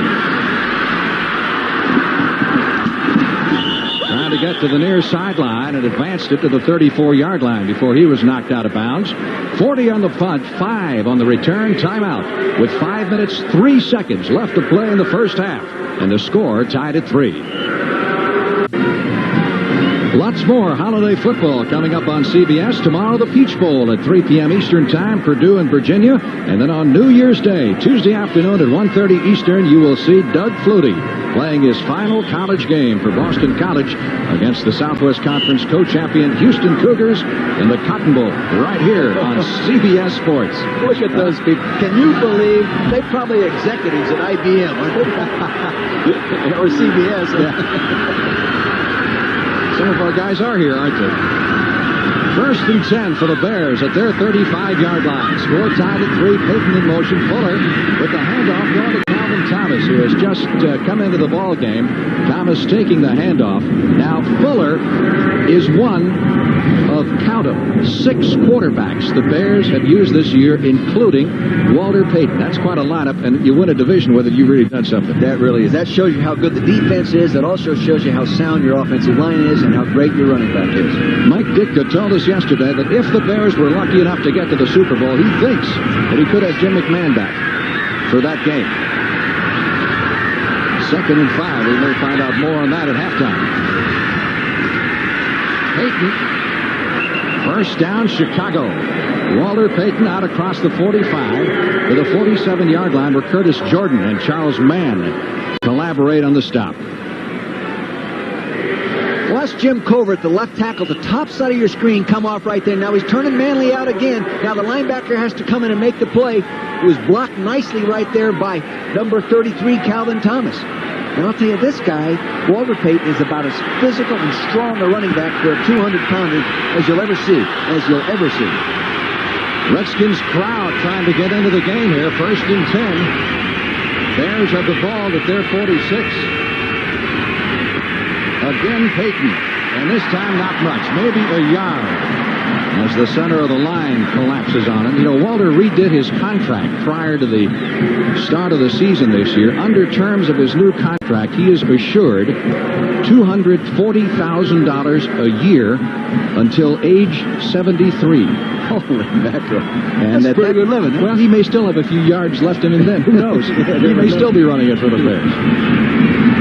Time left in the first half, just over 3 minutes. Score tied at 3. Second down, 9. Bears at their 47. Calvin Thomas in the slot. He and Suey normally split duties at the other running back. Fuller got some pressure. Gets rid of it. Hits Thomas at the 45 and down to the 41 of the Redskins. First down for the Bears. Fuller doing a good job under pressure. However, we've got a marker thrown back at the line of scrimmage. It's going to be a personal foul, I think. Roughing the passer. Monty Coleman, number 51. I didn't see it, Frank. I was looking downfield. Personal foul, roughing the passer, number 71. That'll be Charles Mann. You can see Steve Fuller back here. Charles Mann, I say it actually looks like a blow to the back of the head, but maybe. I don't see anything rough. Anytime you hit him in the head, you're gonna get 15. I couldn't see it there. Here's Charles Mann, number 71, coming around there. The ball's going. Unless he hit him behind the helmet, there's nothing personal foul about that. Must have hit him high above the hat. But if you hit him in the head area, regardless of how hard you tap him, it's a personal foul. It is. Normally, though, they call that a blow to the head. Fred Silva, the official, did not say a blow to the head. 13 on the pass reception, 15 more on the penalty. Total of 28 yards on the play, and the Bears have a first down at the Redskins 25. Peyton looks back inside and is out of bounds around the 20-yard line. Peyton has that unique little stutter, almost hurdle step that you see every once in a while, and you saw it on that particular play. He gathers up and then just sort of hurdles forward and gets his feet and actually switches which foot he wants in front of the other. It's amazing how he does that. Now watch how important the backside blocking is. See number 74? Watch him cut down Grant, number 75 right there. That eliminated a defensive lineman from filling from the backside and allowed him to turn up inside. Well, the Redskins control the ball in the first quarter. And in the second period, it's been the Bears controlling the football. 2nd and 4 from the 20. They fake the reverse. Peyton to throw. Wide open. Dunsmore in the end zone. Touchdown, Chicago. Was he open or was he open? He was wide open. Dunsmore was the tight end. They faked the toss first, then faked the reverse. And Walter Payton has 9 completions in his career as a passer, and 8 of them have scored touchdowns. 19 yards on the reception, and the Bears lead the Redskins for the first time with the extra point try to come. Evidently, the strong safety, 48, Kenny Coffey, took his eyes off the tight end as the running play developed, and then allowed Dunsmore, number 88, to slip out there. Schlegel to hold. And Thomas on the extra point try. So the Bears have succeeded in silencing this Redskin crowd as they lead it 10-3. Take a look at the toss now. He tosses it deep. Now Walter fakes it right there. Fake the reverse. Now he lays it up to the tight end all alone. No wonder his pass completion percentage for touchdowns is so great if they're all like that play. Now here's another shot. Now watch Dunsmore, number 88. See him sneak out underneath the linebacker. He sort of hesitated there like he was going to block and then slipped right out there. Completely fooled the strong safety, I think, Ken Coffey, number 48. We're down to the 2-minute warning, which is going to both benches, with the Bears leading the Redskins 10-3.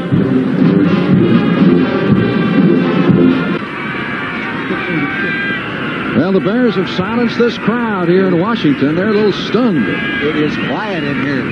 You're wondering how Dunsmore got that wide open. We're going to show you right after the kickoff. Fine play. 2 minutes left to play. They go with the short kick to prevent the long return. And one of the Redskin upbacks fields it, takes it to the 34-yard line. And that's where the Redskins will put it in play. The play starts with a man coming in motion that distracts people. He comes back here, and Walter Payton here takes the toss and fakes it right here and comes on out and throws the pass to this tight end. The key is this safety right here ran run all the way and came across to stop. Nobody there when he slipped on out to the end zone. Touchdown. Now see the safety? There's the fake reverse. See the tight end slip to the corner of your right screen? Nobody there except the Redskin painted on the turf. Back to live action. 1st and 10. Redskins at their 34. Theismann over the middle to Monk. Or had he been able to escape that tackle by Terry Schmidt, number 44, Mr. Monk could have gone for a while. 12 yards on that pickup. And one of the Bears was shaken up on the play. Where the Bears have been absolutely murdering the Redskins is on 1st down. They have averaged 7 yards per 1st down to the Redskins' 2.2. They have done it all except for that very first drive that the Redskins start out the game with. It's been a Chicago Bear football game.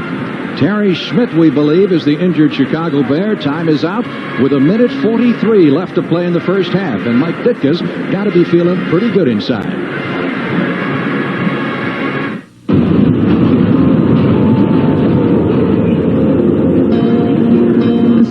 Side of Chicago, where life can be a dead-end street without someone who cares. Hi, I'm Walter Payton of the Chicago Bears, and I know because I grew up in a neighborhood where we didn't have agencies and programs to help keep kids on the right track. But here in Chicago, we do. Let me show you what I mean, guys. Let's see if we can make it to the lake. Let's go for it. It doesn't make any difference what age you are or what neighborhood you live in. Youth agencies like the WISE and Scouting, Campfire, and Big Brothers and Sisters, Boys and Girls Clubs, and others are giving youngsters here in Chicago a chance. We're proud of Chicago and all the United Way agencies that make sure that every kid has a chance to go for it in life. We made it! Thanks to you, it works for all of us. United Way. This message furnished by the National Football League. Well, we said a moment ago Mike Ditka had to like what he was seeing until he saw Terry Schmidt go down. Now, Schmidt walks off the field under his own power, and Leslie Frazier, who was injured and questionable for this game, is now in there as the Redskins try to get on the scoreboard before intermission. They have a 1st and 10 at their own 46-yard line, trailing 10-3. Theismann got Hampton after him, gets away from him, completes the pass to Didier at the 40, 35, 30, and out of bounds at the 27.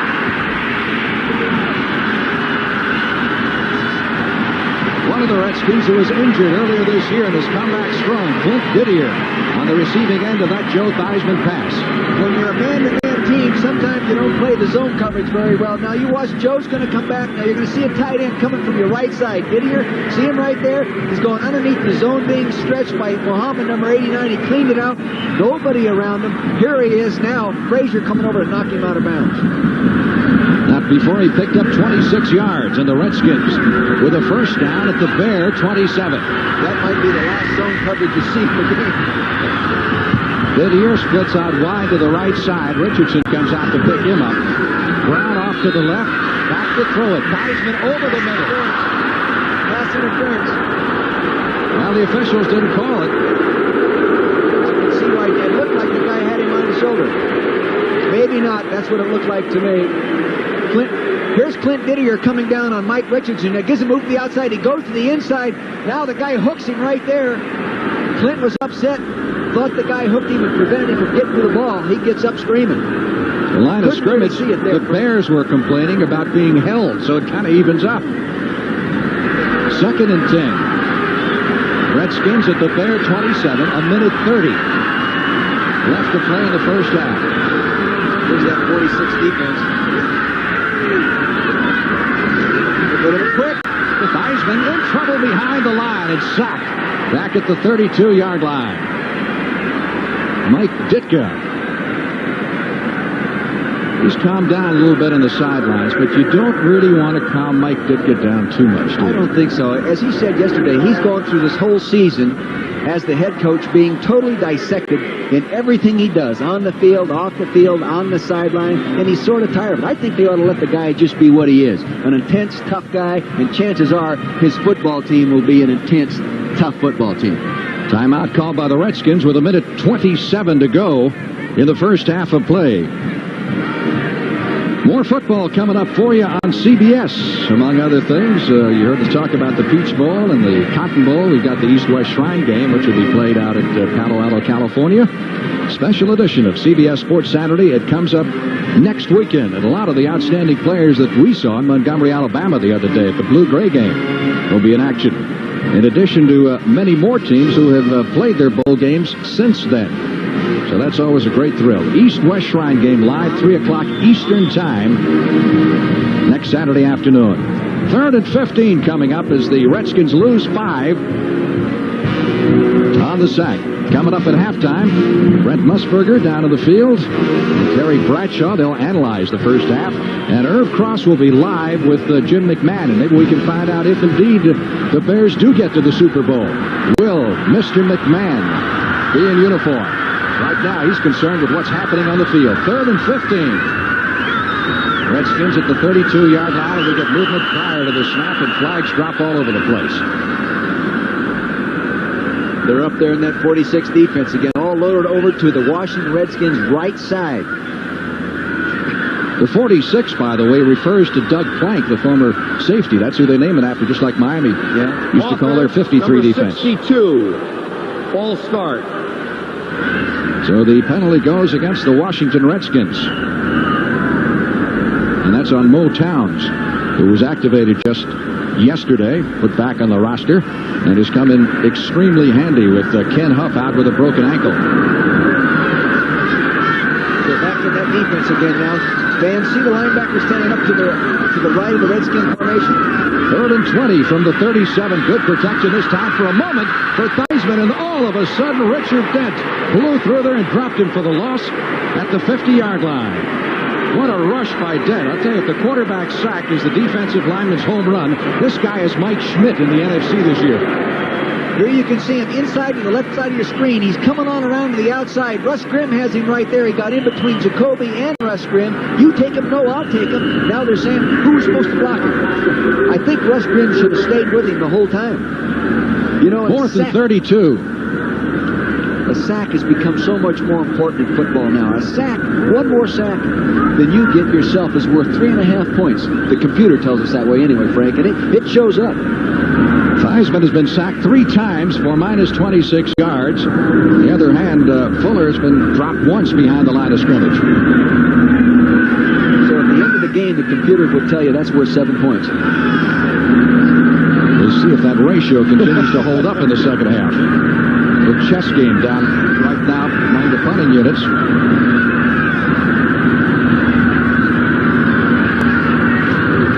Redskins want to take the full 30 seconds there to run the clock down as far as they could. Fisher signaling for the fair catch at the 12-yard line with 45 seconds left on the clock in the first half. 37 yards on the punt. All right, you're the Bears. You got a 10-3 lead. You just hang on the ball here and run out the clock. Don't do anything foolish. First off, they're not a passing team. They're a running team with a great defense, a pressure defense. Don't do anything foolish right here. You have momentum. Don't do anything to lose momentum. The defense gets a rest. That's Mike Singletary. He'll be the starting linebacker in the Pro Bowl. A big surprise out of Baylor when he came up. Second-round draft choice, and the computer spit him out because he's only 6 feet tall. Right now, he's probably the best middle linebacker in pro football. Fuller with the handoff to Seward, who cleared out to the 14-yard line. See if the Redskins bother to use any of their timeouts. It's like both sides want to retreat to the locker room and talk about it. You know, Frank, talking to Mike Ditka yesterday about the Redskin defense, he said, you know, Dick, that's not the Redskin defense. That's George Allen defense. Richie Petitbon is a product of George Allen. So is the defensive line coach, Laverne Torgerson. They're playing the same defense the Redskins have played for years, the George Allen defense. The George Allen defense and the Jack Pardee defense. That's right. Now the Joe Gibbs defense. Which originally was the old Chicago Bear defense. That's it.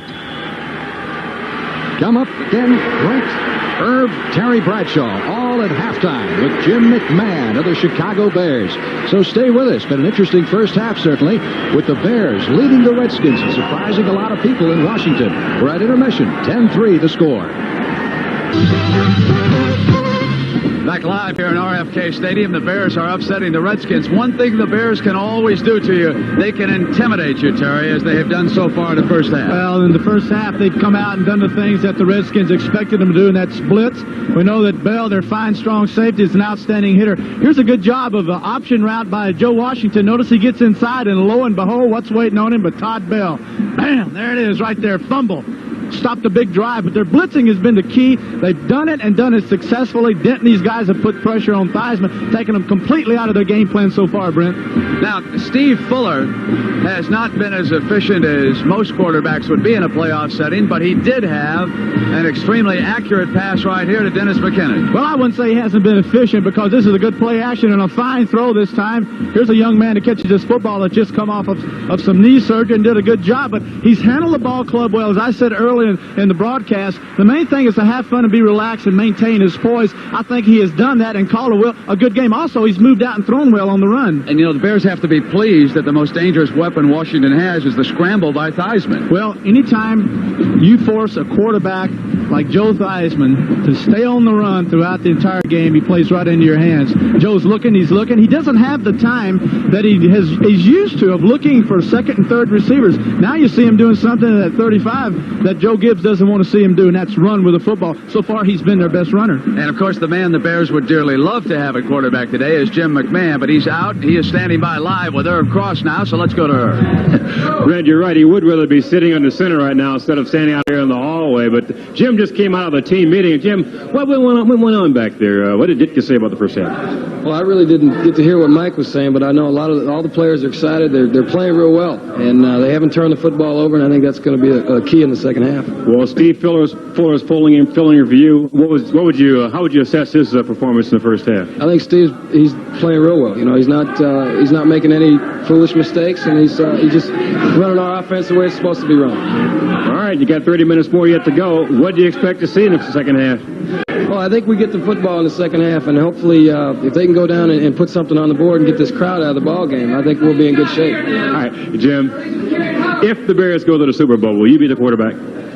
In my mind, yes. It's up to the management to activate me, but you know, I think I'll be ready to play if we go there. All right, kidney must be okay, huh? Kidney feels good. I'd like to say hi to my wife. She just had a new baby boy, and say hi to Sean and Ashley. All right, Jim. Thanks. Be home tonight. Bye-bye. Okay, Brett. Hey, Herb, thank you. There are still 6 tough quarters to go before the Bears can get to the Super Bowl. They have to finish up here against Washington this afternoon. And then, of course, next Sunday they would have to go out to San Francisco to play the 49ers. In our postgame show, we'll be talking live to 49er head coach Bill Walsh. He is watching this game. And, of course, we'll hear from players in the winning team, and we'll take a look at that Denver-Pittsburgh game. That'll all be live after this action here in RFK. Right now, let's go upstairs to Frank Lever and Dick Vermeil. Frank? Brent, Redskins having all kinds of problems with that 46 defense that you've been talking about. They really are, especially on the early downs, and especially when they're trying to run a play-action pass. They haven't been able to pick up the linebackers when they are dogging the linebackers, and it's given them a real problem because they find themselves in second and real long, and they're also flushing the quarterback, and he's run for 35 yards already. In essence, they have just about taken John Riggins out of this ballgame. He has 35 yards. There's a total of 42 yards running when you eliminate the quarterback, and that's not Redskin football. You have to give the Bears credit. I expect the Redskins to do more audibling in the second half and get out of play action on early downs if they're in that front, if they're in that 46 front, and if they're going to throw on the early downs, go ahead and drop back and get rid of it quick against that one-on-one coverage. Here is what that 46 looks like.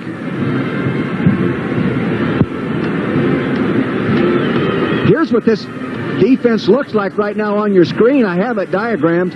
I don't know if it's working because I can't get the telestrator to clear itself, but you'll see that there are 2 linebackers right here, and there is a middle linebacker right here, meaning there are 3 linebackers to the strong side of the formation, and the strong safety who normally lines up right there is lined up over here. So they're really loaded to run over there, and when they start dogging this guy and this guy and this guy, you're in trouble. Now, the weakness of it is single coverage right here. You have a linebacker covering a tight end out here if he is not dogging. You have a double coverage over here the way they play it the most time. You have a defensive back over here in a position to stop the run. Of course, he plays that real well. Coming over here, he does it well, but it is really creating problems for the Redskins. It's nothing new. They've been doing it all year. Both teams back in the field prior to the start of the second half. It's the Chicago Bears 10 and the Washington Redskins 3, and 30 more minutes of football upcoming.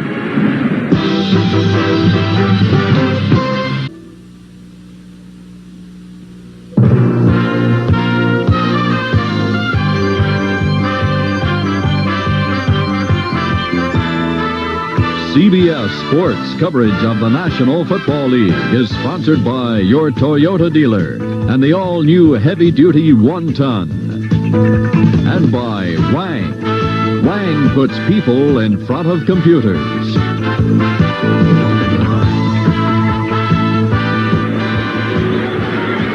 The Redskins' Jeff Hayes will be kicking off to start the second half. The Bears have Willie Gault, number 83 deep, along with Dennis Gentry, number 29. Of course, Gault is the man to watch. In his last year in college, he returned 5 kickoffs for touchdowns. That's one shy of the NCAA record. Hasn't returned any kickoffs this year prior to this game, and won't return this one, I don't believe.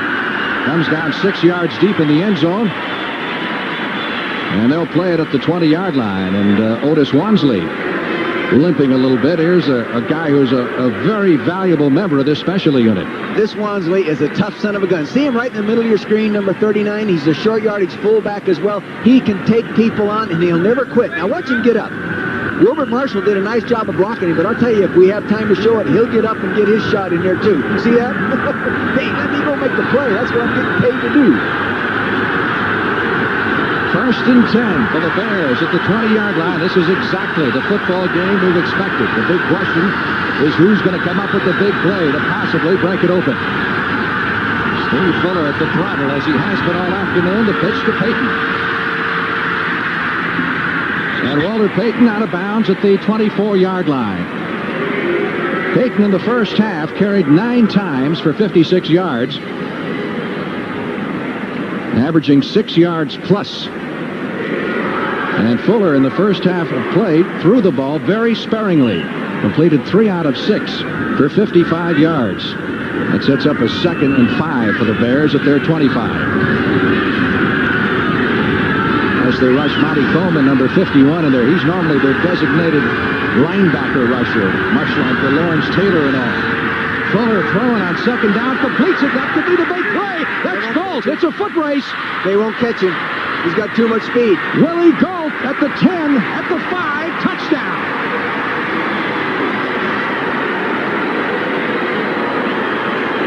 Willie Gault, who told us yesterday he has been timed in 4.17 for the 40.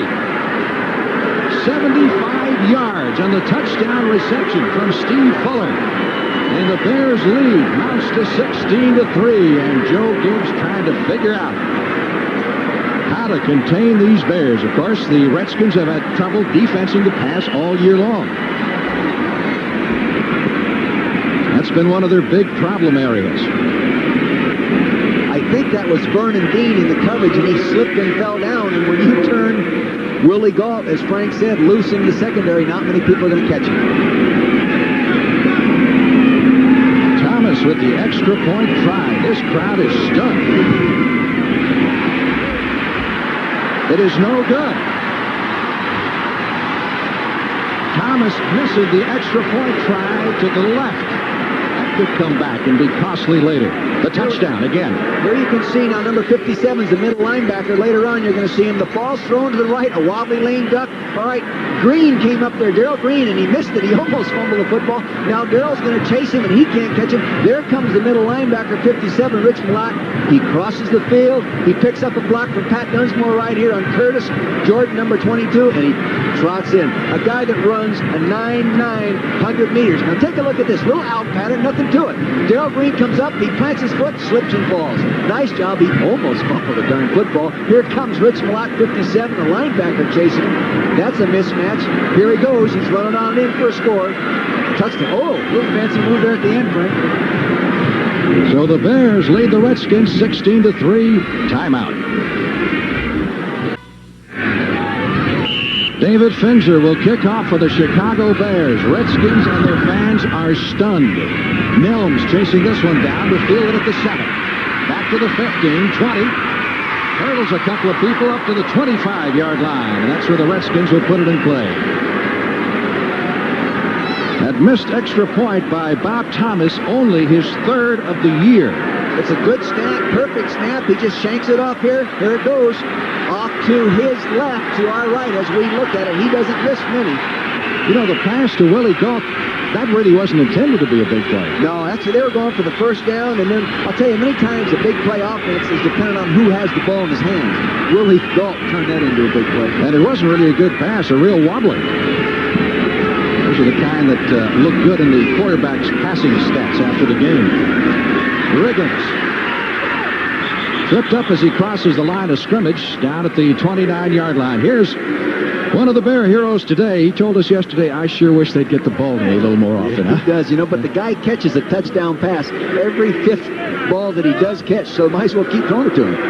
He says he expects to be in the Olympics in 1988. He figures they'll allow the professionals in by that time. In fact, he had a court action working on that. Right. I tell you, the smart thing for the Bears now to do is don't go over there on that sideline and celebrate, because it's a long ways from over.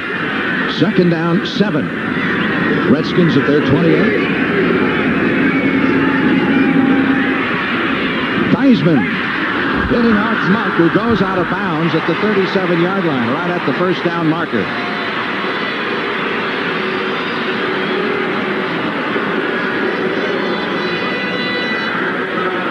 There's Ken Huff, who was injured in the first half with his wife and youngster in the Redskin locker room just a few moments ago. Broken ankle for Huff.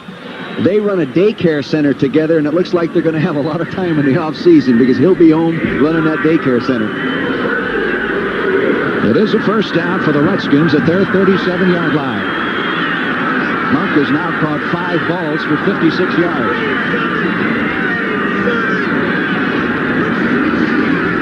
That's it. Theismann going to the far sideline, but not much there as he hits Didier. And coming up quickly, Mike Richardson, number 27. They're going to have to do more of that on first down to end up with positive gains, because the Bears are playing that 46 defense so far every time on first down, and it's tough to run into that defense, Frank. It has not been going well for the Redskins in their last few possessions, and they're trying to turn things around right now. Fumble and 3 punts after they dominated play in the first period, took the opening kickoff and held the ball for over 7 minutes and moved to their field goal. 2nd down, 6. Redskins at their 41.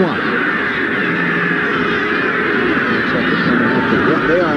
Monk in motion, Theismann under pressure, one-on-one coverage. Down the far sideline, Muhammad was out of bounds. He came down out of bounds. So it'll go as an incompleted forward pass as Mike Richardson goes back with him.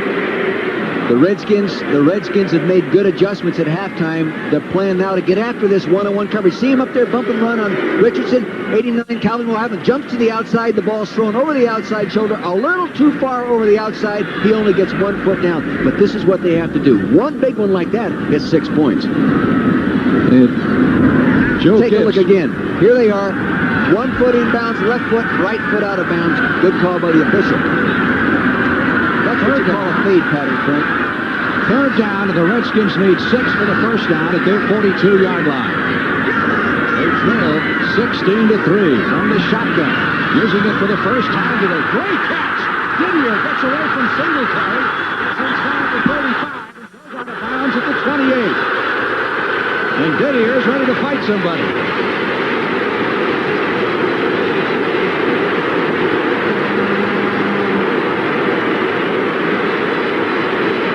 This is a great job by Didier, number 86. He's back in the shotgun. You can see the stunts are carrying inside. They're picked up nicely. He gets rid of the ball there one-on-one on a linebacker. He will beat one-on-one coverage. He does a nice job. He gets a block downfield by Charlie Brown. He gets knocked out of bounds. He gets a little upset right here with that little extra toss, and I don't blame him. Didier with his 3rd catch for 59 yards. Redskins are moving, and Theismann would like a little quiet. As he goes to work, 1st and 10 at the Bear 29, Riggins. Buckled helmets down to the 25 for a pickup of 4. Now, one big play like the catch by Didier could help in turning this momentum around. I know, and I'll tell you what you feel right now. We're midway up to the top of the stadium, and you can just feel the electricity generated by the enthusiasm and intensity of these fans. Like Ditka said yesterday, he said Seattle and Washington, 2 toughest places to play because of the crowd. But he said we can't play the crowd. We've got to play the opposition. And second and 7. Hit it, turn quickly. Theismann, far sideline throw to Monk, first down inside the 20. And gets down to the 15-yard line before Michael Richardson shoves him out of bounds. Art Monk with a sensational year this year. This man was the Redskins' first-round pick in 9 years back in 1980. Now you're going to watch the quarterback here. You got a man coming in motion right here. He's going to come back and he's going to reverse back out. And that really cleans him up nicely in terms of coverage. Here he is right now. He's reversed. See the defender now, 44, Terry Schmidt, how far away he is. He lays it out there. He's all alone. Nice job. Good cushion. 10-yard pickup on the play. Monk was shaken up and comes out of the ball game. First down from the 16-yard line. Theismann, we got a flag. As Theismann is knocked down at the line of scrimmage. And on top of him is Richard Dent, 8th-round draft pick a year ago from Tennessee State, who led the NFC in sacks this year with 17.5, which is a Bears club record. And he'll be starting at his first Pro Bowl game. Check the penalty here with the referee, Fred Silva. Offense, number 62. Holding. 10 yards. First down. Mo Towns. And Joe Gibbs not very happy the way things are going for Washington. Redskins favored coming into this game. And Monk, who missed the previous play after being shaken up, is back in the lineup, replacing Mark McGrath. Look at the RPMs of that jaw right now. He's turning about 6,000 RPM. 11:08 left to play in the third period. On first and 20. Theismann going down to the 2-yard line, completes it to Muhammad. That'll be a first and goal. Terry Schmidt defending. And Schmidt was shaken up. He comes away from that tackle limping. 23-yard pickup on the play. You've got to throw the ball against this defense. Now watch the receiver right here. And then in the screen, here he is. He's coming. Makes a little move to the outside. Comes inside Muhammad. Terry Schmidt, number 44, is nowhere around him. If that ball had been out in front of him, it would have been a touchdown. First and goal. Redskins at the 2-yard line. They go with the split backfield and short yardage. And that is Riggins, number 44, and Walmsley, number 39. In motion, it is Riggins driving down to the goal line. He did not get in. They normally, in this situation, run behind big number 85, Don Warren, their tight end. Watch the tight end right at the left side of your screen, number 85. He's going to fire out low and hard. He's in a 3-point stance or 4-point stance already. Didier's going to kick out. Boom, he gets it kicked out. Wansley, he leads it through, and he's just mushing his way the best he can to get up there into the end zone.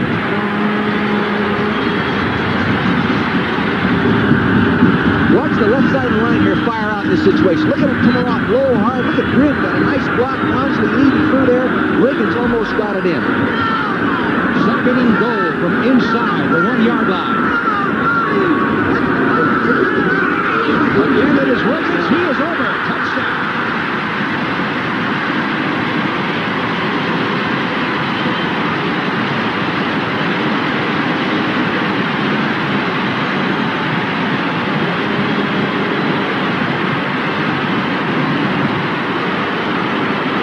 Very impressive drive by a veteran ball club as they move 73 yards after the Bears stunned them with that long bomb to Willie Gault. Good coaching at halftime. Good adjustment of the game plan. Throwing that ball against that single coverage. Mosley. It's on the extra point, and an extra point miss now by Thomas is beginning to look bigger and bigger. Watch the left side of the line now. Here they are. They're coming off real low and hard, keeping everybody on the ground. Riggins just dives over the top and gets it in for the touchdown. Now you're playing linebacker. You are sitting on your couch, but you're number 50. You're going to have to make the play. Can you do it? It is tough to make the play when you're getting knocked off the line of scrimmage. Watch Otis Wansley, number 39, the fullback to the left here. See him, the running back? Watch him lead through. Boom! In fact, he gets through there cleanly. They should have given him the ball. 9 minutes, 35 seconds left to play in the third period. The Bears 16, the Redskins 10. Talk about Art Monk running up and down on the Redskins sideline. He came out during that goal line series limping a bit, and they retaped his knee. And he was having a little trouble getting it loose. Boy, are these fans pumped up now. He's kicking off. Galt is deep. Willie Galt at the goal line. Out to the 15.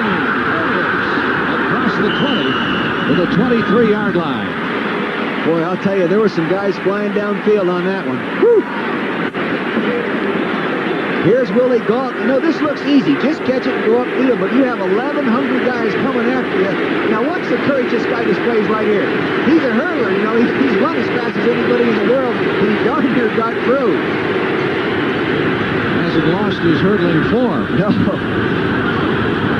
So the crowd has come alive here at RFK Stadium, which is the biggest ally of the Washington Redskins, as the Bears go to the attack first and 10 at their 22-yard line. We're midway in the third quarter with the Bears leading the Redskins 16-10, and a little bit too noisy for quarterback Steve Fuller. Fuller is 27 years old, came into the league as a #1 draft choice with Kansas City. Started several years there, was beaten out by Bill Kenny. He was traded to Los Angeles, spent the entire year with the Rams last year without throwing a single pass, including being on the sidelines here in the NFC Divisional playoff game when the Redskins massacred the Rams. He had his shoulder separated twice this year. St. Louis in a preseason game, and then in the Monday night game in San Diego. You know, the players have a lot of confidence in him when he steps in the huddle. Very bright guy. Rhodes Scholarship candidate, high school class valedictorian. A lot of smarts underneath that helmet, man. Again, the decibel level picks up as the Bears come up to the line of scrimmage.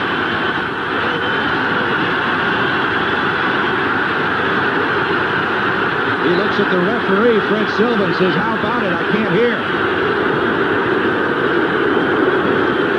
Well, I remember an Eagle game that you were involved in. Wasn't it a Monday night game in Miami, and Jaworski kept going back to the huddle? We were back in the shotgun in the fourth quarter, and the game was really tight, and the fans were making so much noise. With Jaworski back 6 yards from the center couldn't hear the snap counts. And so we just kept, I don't know, 5 or 6 times, and finally, actually, we made a mistake. We snapped the ball, ended up getting an interception. Now, the league is talking about installing transmitters in the helmets of the receivers and the quarterbacks, perhaps on an experimental basis in preseason next year, to avoid the advantage that you get at a noisy stadium like this one. I think there's better ways to spend the money in the National Football League. Of course, the Bears aren't operating out of the shotgun. They're operating out of the normal T formation. Crowd chanting defense. They would like to play, fans. Just quiet down so they can. You know as well as I do that every time they go back, they're going to be yelling twice as loud the next time. First and 10 at the 22.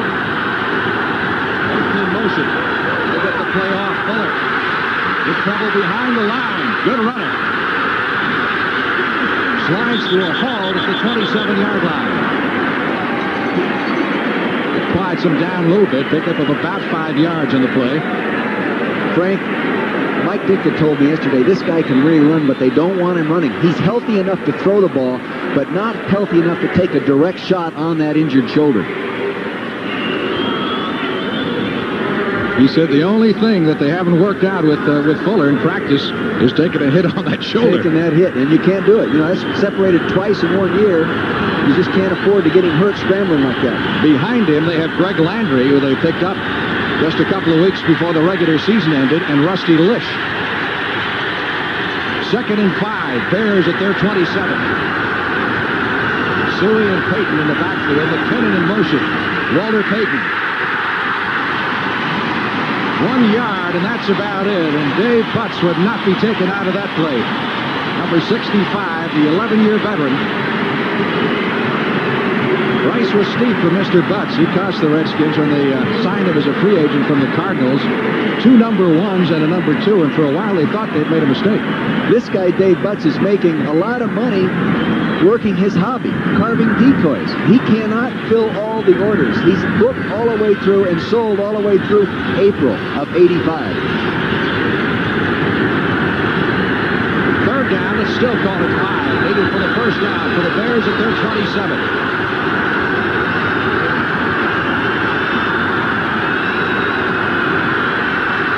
Inside, handoff, a little pitch to Suey across the 40, 50. Matt Suey is down to the 40-yard line. A little inside pitch, which actually is a forward pass. That's right. If it's dropped, it goes as an incomplete pass. It's very unusual. You don't see it very much. Now watch the quarterback. Watch him go back. Now watch him flip the ball with his left hand to Matt Suey coming up underneath there. And this Suey is a much better runner than people give him credit for. Look at him go. He's going to switch the ball right there. Hang on to it. That's the big thing. Don't fool around with switching it. Just don't fumble it. Now you'll get a better shot. Now watch Suey. Watch Suey right there from the reverse angle. See him coming in, number 26. Flip it right up there. Dexter Manley will sucker it upfield, and look at him go. Good runner. No Walter Payton, but he's still a good running back. 34 yards. Big play for the Bears, and that quiets the crowd down a little bit. It takes a lot of guts to call that play because it can misfire. Of course, if you throw it forward and fumble it, it's an incomplete pass. Had he fumbled it, it would have simply been an incompleted forward pass. First down at the 39, Payton. Down to the 35, inside the 30 to the 29-yard line, and very close to a first down. Very good signal calling, Frank. You know what they're doing? Stay cool, man. Stay cool. They're running draw plays, feeling that the defensive line, hey, they're all fired up. They're charging. They want to get after everybody. Maybe coming a little too hard, not reading the run keys properly, and running draws right by them. Pickup of just short of 10 yards on the play as the officials mark it at the 30-yard line. It'll be 2nd down and less than 1. Here's Dave Butts, number 65, in the middle of the screen, getting turned out on that draw play. Just a very fundamental turnout block by Kurt Becker, number 79, but that opened up the hole. Pretty good block by Suey on the linebacker, Malott. Suey is considered one of the better blockers at his position in the NFC. 2nd and a yard needed for the first down at the Redskin 30. Bears leading 16-10. Suey caught behind the line of scrimmage. And dropped for the loss back at the 35-yard line. Never got going that time. Dexter Manley, number 72, with great penetration, and Darrell Grant, number 77, in there as well. You can see here, watch Walter Payton right here. Look at him. Right at the end, he's down on the ground. They got him by the ankles. Look at him twisting the ground there. Hey, don't tear that thing off. He wants to run another play. Neil Okowitz had that. Look at him. He's mad right now. Walter's getting mad. He won't let him go. Let 9 foot go. He did it. Now instead of a 2nd and 1, the Bears are looking at a 3rd and 6 from the Redskin 35.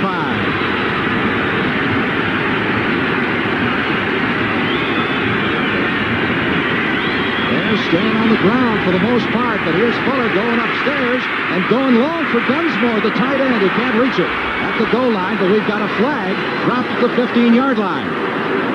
Oh, come on. Now let's not start having this stuff. Don't jump to conclusions here, Coach. It's going to be against the Bears, according to what the Redskins are saying, and the preliminary indication from Fred Silva. My point was, let him play. Keep that hanky in your pocket. Good, intense game. Don't you, as an official, take control of it. Offensive pass interference was the preliminary indication we got, and so Silva discusses it with Dave Butts. Offensive pass interference. Number 88, decline, 4th down. Well, now the decision for Mike Ditka is this within Bob Thomas range from the 35-yard line. They're looking at a little better than 50 yards in a field goal attempt, and they're going to come with the punting unit. Here's the holding call. Pat Dunsmore, number 48 right there, the pushing call. He shoved off with his inside arm. Number 88, Pat Dunsmore, on Ken Coffey, number 48. Good call. Finzer back to do the punting. Again, his specialty. Frank, do you know that Bob Thomas had two 52-yard field goals this year? Well, wind conditions being what they are, a little swirly down here. Ditka didn't want to take a chance. Finzer goes down. We've got a flag. Coffey came in with the big rush. Finzer put it out of bounds around the 10-yard line, but there's a marker down. It may be roughing the kicker.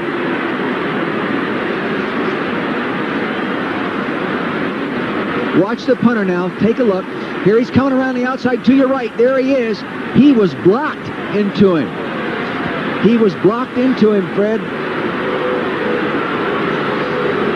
Well, Fred Silva obviously didn't see it that way. It looked like he came off a block and in the air. Unless they change it, let's see. Running into the kicker. 5 yards. Automatic first down.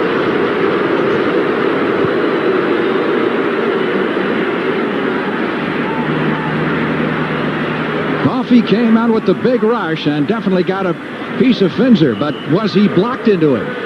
Now watch from the right side of your screen. You're going to see the punter field the ball low.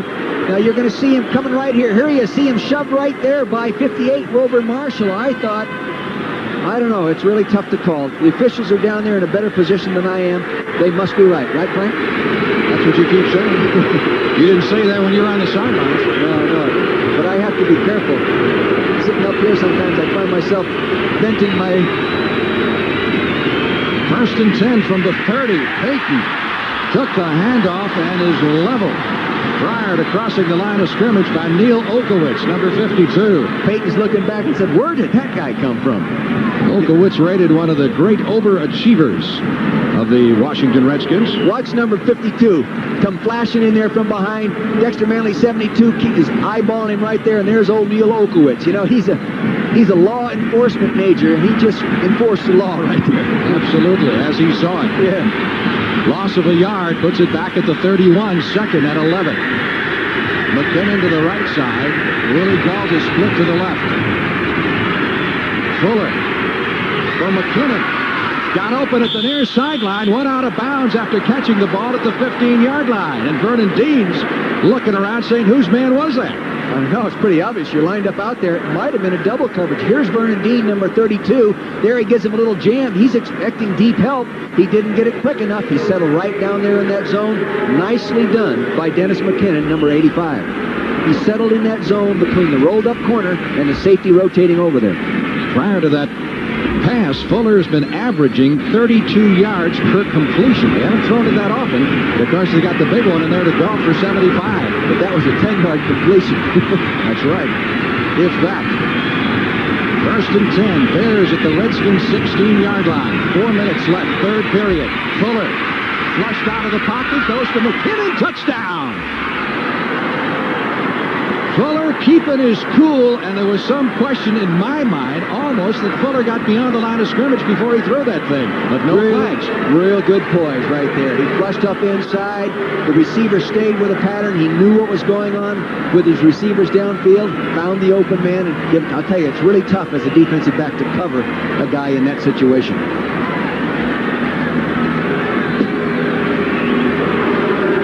Dennis McKinnon on the receiving end of Steve Fuller's second touchdown pass of the day. Payton threw on, you'll recall. And here's Thomas, who missed his last extra point try. This one is good.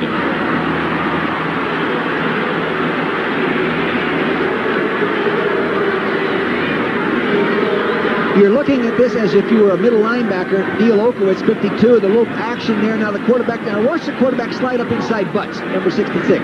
Now he's up in there. He lays it off out here to the right. See, he broke away from Ken Coffey, number 48, Dennis McKinnon. Watch the right side of the line pass protect here. Now you have Big Keith Van Orn, 78. Kurt Becker, 79, doing a nice job. Dave Butts, 65, not 66, as I said earlier. All right, Hilgenberg picks him up. He flushes up inside, does a nice job. Hey, where are you going? Look at the reaction here. Now watch this. He knows it's going to be good. Now watch this. It's not over, though. Remember that, Mr. Fuller. Timeout, score 23-10, Bears. 77 yards on the drive, and this man with two key catches, Dennis McKinnon, including the touchdown catch. So the Bears, after the Redskins score, come back with a nice drive, covering 5.5 minutes on the clock. Kickoff coming down to the far side to Keith Griffin, who fumbles it out of bounds at the 14. These guys are getting wide open, Dick. Here he is in the slot. Obviously, they went to a zone coverage. The tight end went down and crossed. He came down underneath it, caught the ball right here. This strong safety, in this case, Ken Coffey, did not cover man-to-man. He got in there behind him in the zone. Now watch. Watch the slot man cross. See him coming across. They're playing zone down here. Now you'll see the corner over here, Mr. Coffey, and he lays it up to him in the end zone, and he lost him right there for the touchdown. Well, for a guy they thought might not be able to play, and Mr. McKinnon, he's done an outstanding job. Had his knee scoped a month ago, and he's back in there and doing good. The Redskins in a 23-10 hole, as Theismann brings them up to the line of scrimmage, 1st and 10 at their 13-yard line, after Keith Griffin fumbled that kickoff out of bounds. So Theismann trying to get it going. So back to throw. He's got to Muhammad, and Muhammad drops the football. You may have heard a few footsteps from Leslie Frazier coming up on him. Frank, what I think he did, now watch this. Here's an experienced receiver. The corner. Now watch him take his eye off the ball right there. He's going to run with it before he caught it. Didn't get it put away. A fundamental mistake. A high school receiver makes that mistake. You wouldn't expect a pro receiver to make that mistake. Muhammad cost the Redskins a 4th-round draft choice, but without him, they would not be in this divisional playoff game against the Bears. He's had a great year for them after they had all kinds of injury problems, including losing Charlie Brown at the wide receiver. 2nd and 10. Washington at his 14-yard line. Art Monk in motion. Theismann in trouble. Going to have to run it out to the 10 to the 15-yard line and caught at the 17.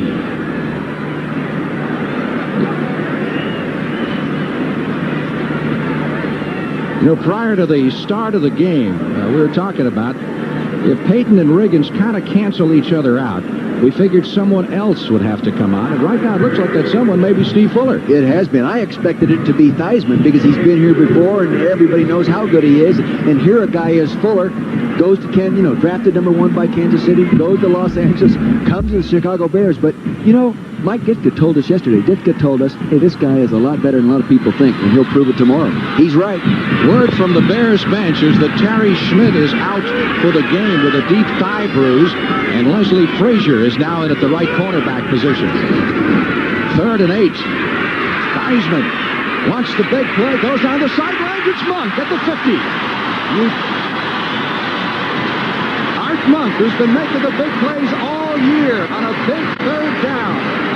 You talk about a heck of a pass. That was about as well thrown a football as you can have. Now take a look at the isolation here. Art Monk on Mike Richardson coming out, bump and run to the outside. Now watch him look back, lulling, and he gets a little burst. Now watch this pass right where it had to be, right on the money. Well done, and Fensick, number 45, comes over and finishes him off. That is a big play. Art Monk over the 100-yard mark in reception yardage, his 7th catch of the day. Fensick was telling us yesterday, you look at that Bears secondary, with the exception of Leslie Frazier, you've really got all safeties back there. They don't have another legit cornerback on their roster. They figured that would cause them problems. 1st and 10 from the 50. Muhammad hangs onto this one, makes the grab at the 33, fumbles the football, and the Bears have recovered. Big play as Fensick comes up with the fumble recovery and the big hit by Leslie Frazier, number 21. I wonder if he thought Todd Bell was going to come over and decapitate him like they did to Joe Washington in the 1st quarter. Boy, as a pro receiver, you got to lock that one up. Now you're going to see it's play-action pass. Watch the fake the quarterback makes to Riggins right here. See, that freezes the linebackers inside. He comes back, turns to his left, and throws the post pattern right on the money. Plenty of time to lock it in there. He was bobbling the ball going down. He was bobbling it going down. Maybe that's why the Raiders traded him. Well, it's ruled a catch and a fumble. And the Bears take over at their 32, and they put Walter Payton to work. And Payton takes it out to the 35 before he's driven back by half of the Redskins defense. I'm not sure he had possession of that ball. Here he is coming inside right to the right of your screen. Now, see, he's got the ball. Yeah, it looks like he has possession. Nice job by Leslie Frazier, 21, of actually stripping and causing that fumble. And the reaction of Joe Theismann. Oh, my, what else can go wrong? I cannot believe it, he's saying. So he's saying right now, where is Charlie Brown? Bears with a 2nd and 8 at their 35. We've hit the 2-minute mark in the third quarter. Bears leading 23-10. But that missed extra point still looms possibly large. Fuller handing off to Payton.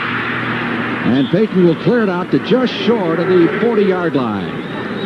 So they're looking at 3rd and about 3 needed for the first down. There's Gary Fensick, one of the few guys from Yale able to make the grade in the National Football League. He just got his Master's in Business Administration from Northwestern and went to class during the season. Got his degree, MBA, 2 weeks ago. And he says it used to bug him. He'd be on the airplane flying home from a game. Someone would come by and spill Coca-Cola or some kind of a cold drink all over his cheat notes. You know, he would really be upset.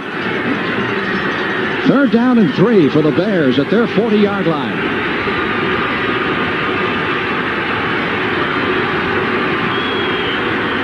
Brad Anderson is in at a wide receiver. And Fuller wants a timeout and gets it with 1:12 left to play in quarter number 3. It's the Bears 23, the Redskins 10. Big Dan Hampton of the Bears defense, when we talked to him yesterday, he said he had a hunch that the Bears are going to win this football game, and he's only had a hunch like that once before that he can recall, and that was when Arkansas was a big underdog to Oklahoma. It was either the Sugar or the Orange Bowl, and they trumped the Sooners that year. So we'll see what kind of a prophet he turns out to be. The Bears have a 3rd and 3 at their 40. Most teams passing down. When he got Payton, maybe not. Fumble by Fuller. Who got it? Ball is loose. Redskins have recovered. Rich Malott, number 57.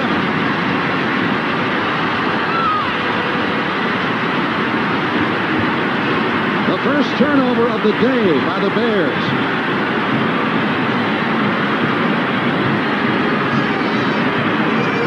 So the Redskins come up with excellent field possession at the 36. Here you have a great shot of a bad exchange by the quarterback in center right there, and it may have been caused by the man now being lined up on Jay Hilgenberg. The center's right up on his nose, and he may have lost concentration initially on making the snap. See the man right on his nose right there? Boom! Probably short-armed the snap, turned it loose because you can see the ball was on the ground. I'd call that one on the center. 1:06 left in the third period. Redskins 1st and 10 at the Bear 36. And Theismann wants to capitalize. Quick, going long, a rainbow down the far sideline. And intended for Calvin Muhammad, it was Mike Richardson, number 27, who was back there with him. I tell you, that Mike Richardson is really playing good pass defense. Up there tight, one-on-one. Here he is doing a nice job. Better keep your arm out of there, Mike Richardson. That's pass interference. Does a nice job right here. The ball was maybe a little bit underthrown, but really a nice job of playing pass defense. And you can see they're still working to Calvin Muhammad, so they have not lost confidence in him. Richardson, just a second-year man out of Arizona State. He was a second-round draft pick last year. 2nd and 10. Redskins at the Bear 36. People in Compton, California can be proud of that guy. He's playing well. Art Monk, the man in motion for the Redskins. Theismann, quick throw this time. Comes to Monk. Out of bounds, they say, at the 28-yard line. Todd Bell, number 25, was over there. Bell was a 4th-round draft pick back in 1981 in his 4th year in the league. Played his college football at Ohio State. And this year will be a Pro Bowl starter. Art Monk, surprisingly enough, is on the Pro Bowl team, but not as a starter after he sets the record for catches. Maybe you have to catch 125 before you get all their votes, huh? But, you know, the motion is really loosening up that one-on-one coverage a little bit, and I think to probably stay with that. 3rd down, long 2 needed for the first down for the Redskins at the Bear 29. Riggins in the backfield. Audible. Theismann going long for Didier. The tight end makes the catch, goes out of bounds at the 3. First and goal.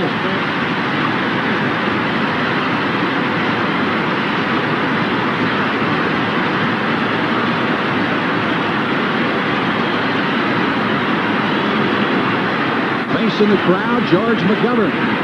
Wonder who he's rooting for. Take a look at Didier, number 88, come off the line of scrimmage. He is 6'6". Here he's running on a defensive back, 6 foot even.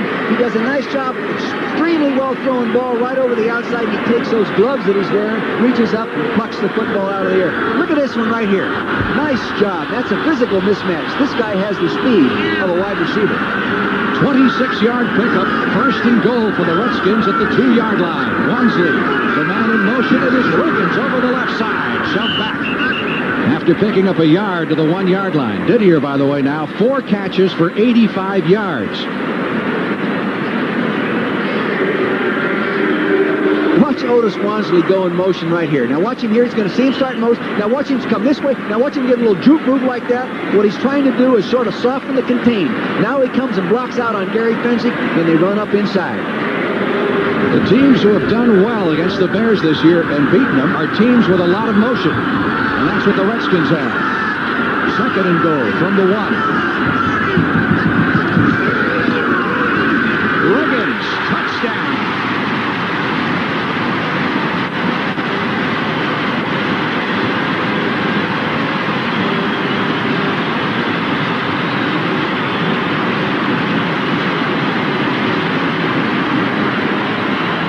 John Riggins, 2nd touchdown of the day.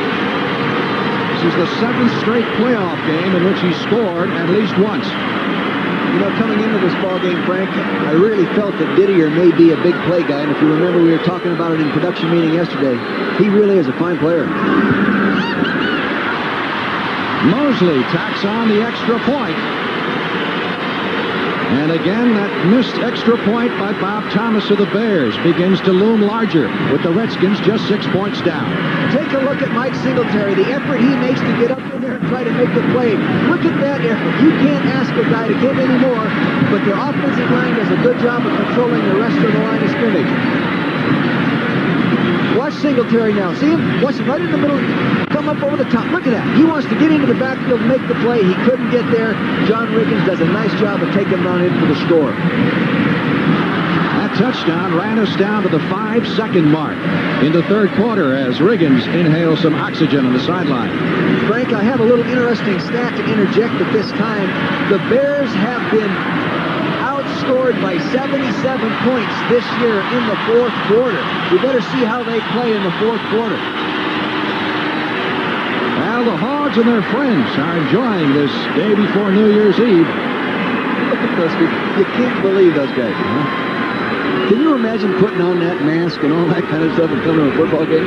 These, in some cases, are, I understand, very prominent business executives. In some cases, it might even be an improvement in looks, huh? I don't know about that.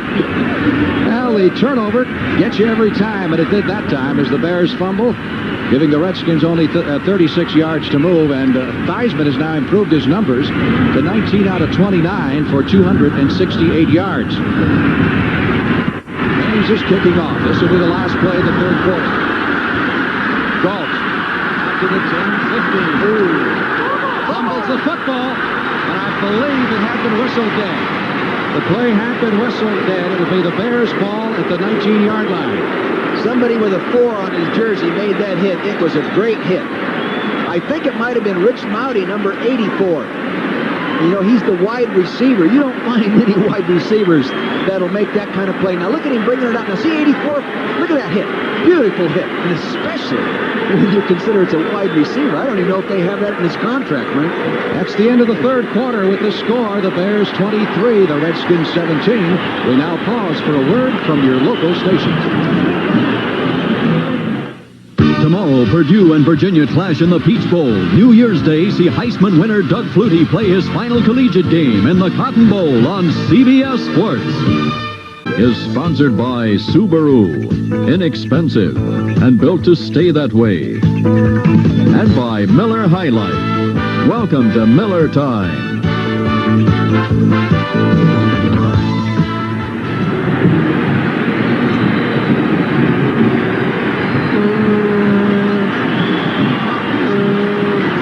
Leaper with Dick Vermeil back at RFK Stadium. Last quarter for one of these teams about to get underway. That's Jack Kent Cooke, the owner of the Redskins, and they're going to have to get a safety belt for his seat in the press box. I'll tell you, that guy's a great owner because he doesn't care what it costs to win. He gives the coaches everything they need to win. Then, of course, he expects you to win. Obviously. First and 10, Bears from the 19. Payton takes the handoff from Fuller, gets across the 20, maybe a yard on the play, and Ken Coffey comes up from the strong safety to make the stop. It's interesting what's happened with these injuries with the Redskins. Some of the people who have come on defense particularly, Curtis Jordan, who replaced Mark Murphy when he was hurt, and Murphy is an all-pro last year, played in the Pro Bowl, and he can't get his job back because of this man. That happens all the time in the National Football League. Another guy gets the opportunity and the playing time, and all of a sudden he's better than the coaches thought he was. 2nd and 8. Bears at their 21. Fuller sending Suey in motion. Going long for Galt. Galt had it for a moment and dropped it.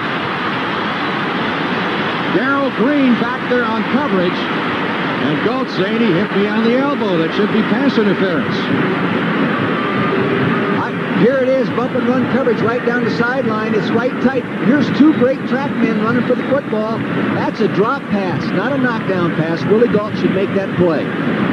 Darrell Green is maybe one of the few corners in the league that can run with the likes of a Willie Galt. It's tough to time your pass from a quarterback standpoint when you go to a guy like Galt, isn't it? Oh, it is. You've got to let the ball go. You cannot hold on to the ball too long because he'll outrun your arm.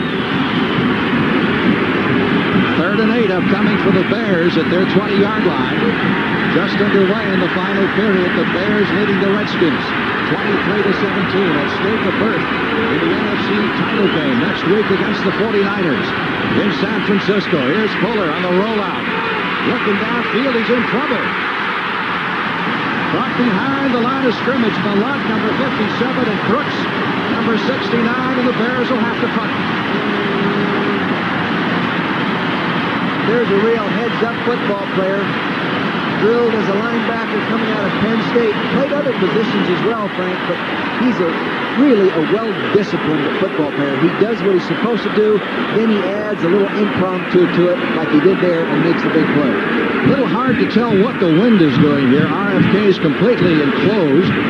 It does swirl around a little bit. Finzer back to punt. Nelm standing on his own 40. They've got Green back there, too. But Nelms fields the punt at the 45. Nelms to midfield to the 45 to the 40. Inside the 40 to the 36. Great punt return. Good overall execution by everybody, Frank. 37 on the punt, 22 on the return, and the tackle made by the punter, Dave Finzer. Now watch this. He gets a nice block by Darrell Green right there on the linebacker. Gets another brush block. He gets outside. Now other people have overrun the ball, and he darn near breaks that thing. 13 minutes, 27 seconds left to play in the football game. The Bears leading the Redskins, but the Redskins are coming on. Well, you hate to rely on your punter to save a touchdown with a tackle, but that's what happened that game. There's number 15, Dave Finzer, in the middle of the screen. He's making the tackle. You know, he came into this ball game with one tackle to his credit in 16 games. He just made his second one for the year, Frank. And possibly saved the touchdown, which, coupled with an extra point, would give the Redskins the lead. They were in front 3-0 in the first period. It's been their only lead of the game. 1st and 10 from the 36 of the Bears. They go with Riggins. And Riggins gets to the 34.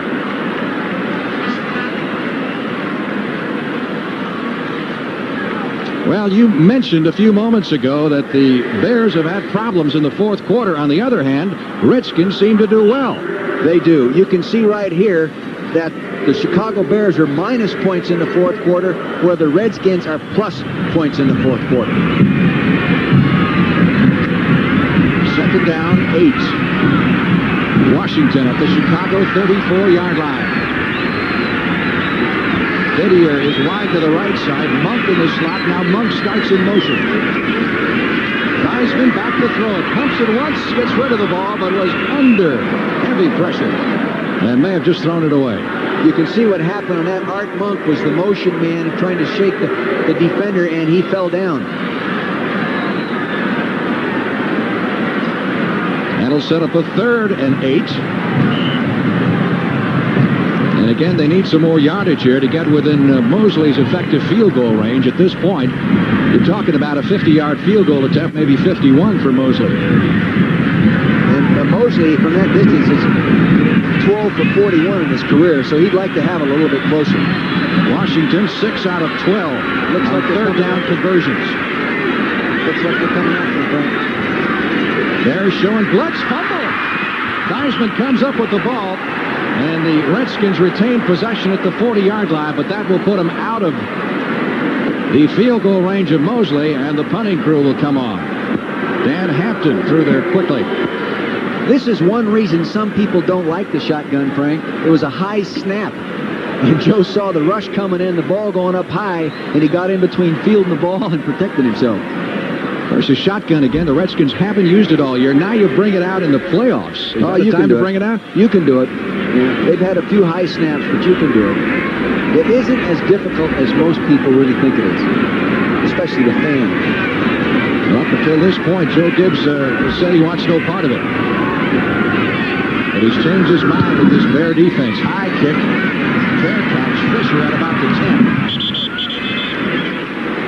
Nice punt. So the Bears will take over 1st and 10 at their own 10-yard line after the 30-yard punt by Jeff Hayes. Bears leading the Redskins by 6. That is Curtis Jordan, the Redskin defensive back we were talking about a moment ago, and the word we get from below is that he may have suffered a fractured collarbone. He's putting his jersey back on. He's certainly not intending to come back in the ballgame. Stay warm, Frank. The only good news to come out of that, they've got an all-pro to replace him, and in Mark Murphy, who was injured a good portion of the season. He gets his job back the same way that Curtis Jordan earned his job, through the injury routine. Bears leading 23-17. But the momentum of late has been with the Redskins. 1st and 10 from the 10. Fuller with the pitch to Payton. And Payton is dropped behind the line of scrimmage and then pulls his way forward beyond the 10 out to the 11-yard line. Vintage Walter Payton. That looked like a sure loss on the play. Watch how tough this guy is. He's deep in the I formation. He's going to toss him the ball. He gets it deep right there. He gets it tucked away. Now he gets turned up inside. He's getting the block right there. He gets up inside. He gets hit right there. Now watch him just keep going. Watch it. He's sacrificing his body. Look at him. He's still fighting and struggling. Not every running back in the National Football League will do that, Frank. A loss of a couple of yards turned into a gain of a couple of yards. 2nd and 8 for the Bears at their 12. Alvin Thomas in that backfield along with Payton behind Fuller, who retreats to the goal line and is in trouble and down at the 3. So the pressure that time applied by the Washington Redskins, who have sacked Fuller for the 3rd time this afternoon. It was Mel Kaufman, 55, and Malott, 57. Here he is dropping straight back. It looks like he has good protection initially. He has time. He's going to stop up. And here comes Rich Malott again, 57. And it's 55 there, Mel Kaufman, number 55. They did a nice job of getting him. The linebackers coming into this game have 21 sacks between them. They've already picked up about 3 or 4 in this ball game. It is now 3rd down. The Bears need 16 for the 1st down with the ball at their own 4-yard line. And the battle of the sacks. As Fuller's having trouble just trying to call the play in the huddle. He's right beneath the stands, the end zone stands, which are no more than 5 yards from the back of the end zone. And that's got to be the noisiest place on the field because he's in the end zone huddling. He's no more than 7 or 8 yards from the stands. Fred Silva charged them with a timeout, and Steve Fuller does not like it. And I'll tell you, if there's one referee in the National Football League you don't want to argue with, you don't argue with Fred Silva. He's proud to be the 12th man. Well, about 55,000 people are in the stands here. They're all proud. You bet they're proud. I used to think the 12th man was the referee. He didn't like me. 10 minutes, 49 seconds left to play in the game. There you are. Look at this, a great shot coming out of the end zone. They have to get to the 20-yard line, just beyond, to pick up the first down. Oh, Payton takes a tremendous hit at the line of scrimmage and moves it out to about the 7 for a pickup of 3, but the Bears will be punting from the end zone. Ken Coffey, number 48, with the big hit. Watch the handoff deep in the backfield, and watch this defensive back, Kenny Coffey, number 48, flash. See, there's a hole. Here he comes. Bang! He does a real nice job of putting a hit on Walter Payton. Redskins should come out with excellent field position as Finzer prepares to punt from the back of the end zone. Nelms is standing, actually, in Bear territory at the 48-yard line. Here's when you evaluate how good your punter is. This guy's good. He got a nice punt up, not very far, but he hung it up there good. Nelms made the catch and maybe took a little bit of a gamble, not signaling for the fair catch, as he's dropped immediately, but the Redskins are in great shape with a first down at the Bear 40 when we come back right after this. This man could be a little nervous. He's Bob Thomas, the Bears kicker. And the reason that the Bears lead is only 6 points is this missed extra point try by Thomas back in the second quarter. Here it is, Frank, and you know, this guy has a Chicago Bear record going for him right now of 12 straight field goals in a row, and here he misses an extra point. It could come back to haunt him and the Bears. Redskins first and 10 at the Chicago 40 with 9:52 left to play in the game. The fake to Riggins. Theismann in trouble behind the line of scrimmage and goes down under the rush of Steve McMichael, number 76, the fifth-year man from Texas. Steve McMichael has done a real good job. He came into this ball game, Frank, with 22.5 career sacks. Take a look at Steve McMichael now. You'll see him flash from the right corner of your screen. He's on Mark May 73. He just threw him to the ground, and here he comes, number 76, to get to the quarterback. Doing a nice job. Had 10 sacks coming into this game. You know what he does? You know what his hobby is? Hunting rattlesnakes. That's got to be tougher than sacking the quarterback, isn't it? That's got to be a defensive lineman's hobby. It's second down, 16 for the Redskins at the 46 of the Bears. Again, Theismann goes down. We get a flag, and the big hit that time by Richard Dent, and he really leveled Theismann. But the dreaded hanky has fallen. Offense, number 62, holding, decline, third down. Here's a shot of it right down ground level. Here's McMichael, Steve McMichael, 76, and you can see Morristown, number 62, reaching around and grabbing him and pulls him away from the quarterback. You've got to call that. He was activated today. He might be having more problems than he normally would because of the lack of playing time. Give the Bears defense a lot of credit. They have now shoved the Redskins back in their own end of the field. This drive started at the Bears 40. It is now third down, 24 needed for the first down, and the Redskins are back at their 46, and Joe Theismann wants a timeout. 3-second clock had run down, and he didn't want to get called for a penalty. So Theismann will come to the sidelines for a word with Joe Gibbs. Of course, the winner of this game goes on to San Francisco's Candlestick Park next Sunday afternoon to take on the San Francisco 49ers for the NFC title and the berth in the Super Bowl at Stanford at Palo Alto, either Chicago or Washington. It all gets underway with the NFL today at 3:30 Eastern Time next Sunday afternoon. Will it be the Bears or the Redskins? The next 9 minutes and 22 seconds will tell the story. Next week, the NFL Today will be on location out there, Frank, and fortunately, I get to go along with Brent and Jimmy and everybody and get out there and have a great time in my hometown area. Instead of watching it from up here, you get to watch it from the field. Right. I can sit just like your old coaching days. Yeah. Third down. Redskins need 24 for the first down at their own 46. Monk in motion. Theismann escapes Hampton. Still looking downfield. Pass is almost intercepted. What in the world was Dent doing down there with Joe Washington? Richard Dent, number 95, was down there helping on the coverage with Joe Washington. They do peel off defensive ends from time to time in coverage when linebackers have been committed to rush. Of course, not all defensive linemen can do that, and I have seen many times, Frank, where a defensive lineman has been given that assignment, but he didn't carry it out. Well, Buddy Ryan will tell you that the Bears have 60 different coverages, and they try to put the pressure on everybody, make it very difficult for the quarterback to do a quick read. 4th and 24, Hayes to do the punting. Give the Bears defense tremendous credit. Look at this. Fisher, he's got a little bounce at the 5, takes a Redskin bounce, and will be down at the 7-yard line. Oh, that's got to be the kick of the day. Hey, he's a pressure player. Pressure player. That had a hang time of 5.1, Frank. That was up in the air a long time. 46 on the puck, nothing on the return. NCAA basketball on CBS coming up next Saturday. Many of you will see North Carolina State go against Kentucky. Jim B's guys against Joe B. Hall's team. And those of you out west will watch a Pac-10 showdown between Oregon State and Washington. And, of course, a special edition of CBS Sports Saturday. Many of the nation's top college players in the 60th annual East-West Shrine Game. That's all next Saturday right here on CBS Sports. Again, the Redskins. And the Bears back up inside their 10. Manley. Great pressure on Fuller. Almost got him for the safety. He did get it out to the 2 or 3 yard line.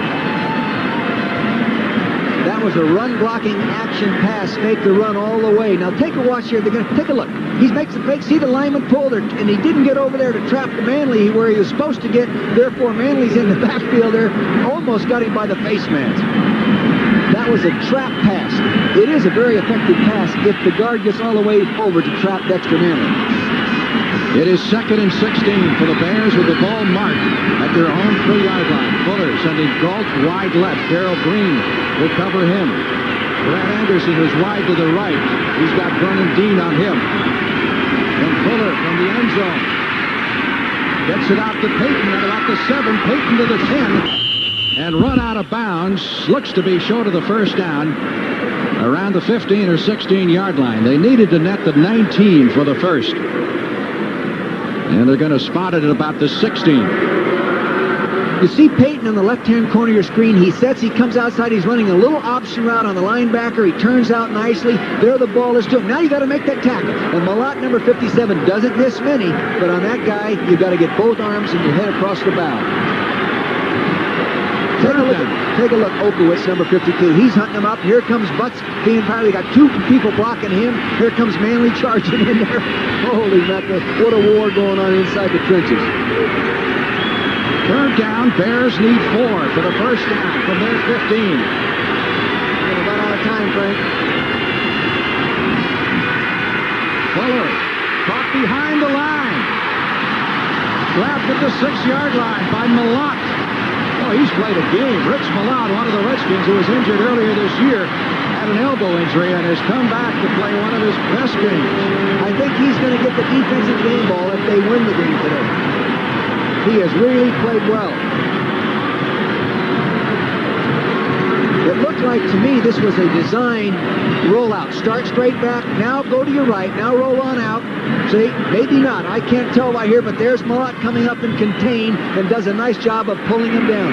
That's 3 sacks, I think, for him today. Actually, 3.5 the way they figure it out of the 5 that the Redskins have recorded. Now, you're given credit for a half a sack, Frank, when another guy gets there with you and helps you get him down. I did good talking to David Finzer. Of course, Mike is one of a Tom Landry protege in the playoffs, along with Dan Reeves of Denver. The people at Penn State are really, really high on this guy, Rich Malott. They're very proud of what he's done in the National Football League. Peach Bowl comes your way tomorrow at 3 o'clock Eastern Time on CBS as our holiday football coverage continues. Purdue and Virginia will be locking horns in Atlanta, Georgia, and then New Year's Day, Tuesday, at 1:30 Eastern Time. You'll see Heisman Trophy winner Doug Flutie, his final college appearance as he goes for the BC Eagles against the Southwest Conference co-champion Houston Cougars. That's right here on CBS Sports. Again, Finzer backed up 8 yards deep in the end zone, and again Nelm standing at about midfield. 8 minutes, 11 seconds left to play in the game, and Finzer's going to take a safety. He talked it over with Mike Ditka on the sidelines. And rather than risk a possible touchdown here with a block kick or giving the Redskins great field position, they're going to take the safety, which will make it 23-19. Of course, the Bears will have to kick it away. It looks like a few guys on the Bears bench are looking around saying, what was that for? They were surprised. I was not surprised. I wouldn't say that would be the same thing I would do or a lot of other coaches would do, but I think it is a good decision on his part. The field goal can't beat him anyway. The touchdown's going to beat him. Here it is right now. He's taking that snap. People expect him to punt the ball. He just steps out the back of the end zone, giving him the safety. Now he can move the ball out to the 20-yard line, get the free punt, and really give the Washington Redskins much more yards to, many more yards rather, to go to score. You think it's a good call? I think it's a good call. As you said, now the Redskins still need a touchdown to win this football game. They're 4 points down, so a field goal isn't going to pull it out. It doesn't change anything other than, even if before they needed the touchdown, 2 field goals would have said it as a tie. See? Well, may or may not come back to haunt Mike Ditka. And only time will tell. Ditka wants to give his defense a little better field position to work against the Redskins' offense. And so with the free kick, Finzer can punt it away from the 20-yard line, and Nelms will be deep. There's the time remaining in the football game. Nelms counting heads to make sure there are 11 Redskins on the field. That's all the help he can get.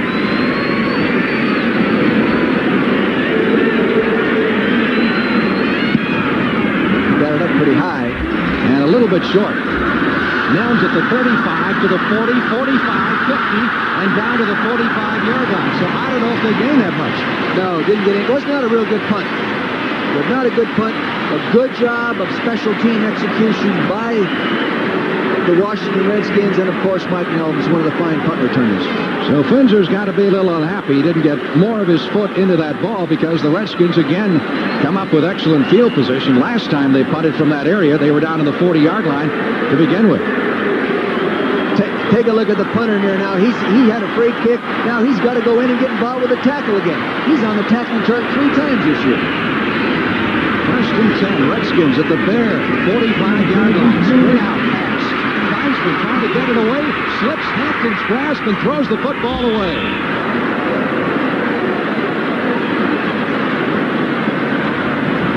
This could have been putting the ball down. Look at this. That's it, Mike. Get mad. Well, he thought that, the rule says, again, it calls on the official to do a little mind reading to determine whether or not, in the official's judgment, that he was just throwing the football to avoid a loss. And the official, Fred Silva, the referee, said no. No, that's a matter of judgment right there. Receiver in the area means nothing. It's all in the official's judgment, whether or not he thinks that quarterback was throwing that ball deliberately to avoid a loss. They're in that 46 defense again, Frank. Second and 10 for the Redskins at the Bear 45. Theismann over the middle to Monk. Close to a first down at the 35-yard line. Again, depending on where they spot it. I think he got the first down. Durson making the stop for the Chicago Bears. Watch Art Monk in the slot in the 3-point stance, number 81, right there on Dave Durson, 21. He beat him inside, just looking for the little quick slant, first down, I think. When you're in trouble, Frank, you go to Art Monk. That's all there is to it. And that's the 9th time they've gone to him for a total of 120 yards. First down, Redskins at the Bear 35. Joe Gibbs, who actually took a day off during this 2-week period, little duck hunting. Went goose hunting and duck hunting with the sun. He said, Dick, I couldn't believe how beautiful the sun is when it comes up in the sloughs. I just couldn't believe it, how beautiful. Everyone thought I was crazy seeing all that kind of beauty in it. And Mike Ditka didn't take any days off. He worked on the 49ers for a week. Figured he'd be there. Here's Theismann. Protection good this time. Now he's got some problems. Joe Theismann has run more today than he has all year. Delivers the pass downfield and connects to Don Warren, who is seldom used as a receiver by the Redskins. And that'll be right at the 25-yard line, and that is another first down for Washington. Now you're going to see play action action fake, movement, right there. Here's a little fake to Riggins again. Now watch him scramble back. Now watch him scramble. Here comes a rush right there. He starts to pump the ball. He can't get it. He starts scrambling. He gets around Wachter, number 70. He's out there. Here comes Singletary. He gets the ball off to Dave Warren. And I'll tell you, Warren probably went into their scramble drill right there. Broke his pattern off and got open. Theismann may still be the difference in this game. First down, Redskins just inside the Bear 25. Audible, Frank. Audible. He's going deep. Theismann throwing the ball away down the far sideline. Muhammad was the closest receiver to it. Dent getting up slowly. Yeah, he's getting tired of rushing that quarterback. You know, in the second half, they've been throwing the ball so much more. That means he's rushing the passer all the time. Plus, he's rushing around that 305-pound guy over there. That takes a lot out of you. Joe Theismann now 21 completions and 35 tries for 289 yards. In addition to that, he's picked up 38 yards rushing in 5 carries. So Joe T's got him a workout. 2nd and 10. Take a look, Joe. It's the blitz down.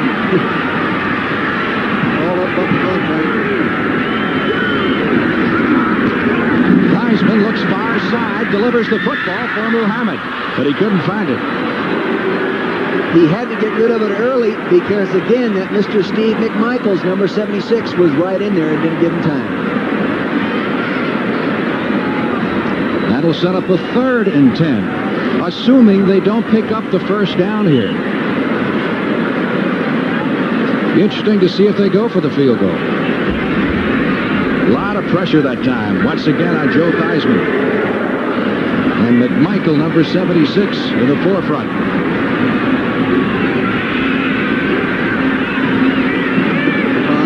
They're taking an awful long time, Frank. That clock's down to 10 seconds, 9 seconds already. They're going to have trouble getting it off, and that's tough if you can't audible now. 4 seconds, 3 seconds, 2 seconds, 1 second.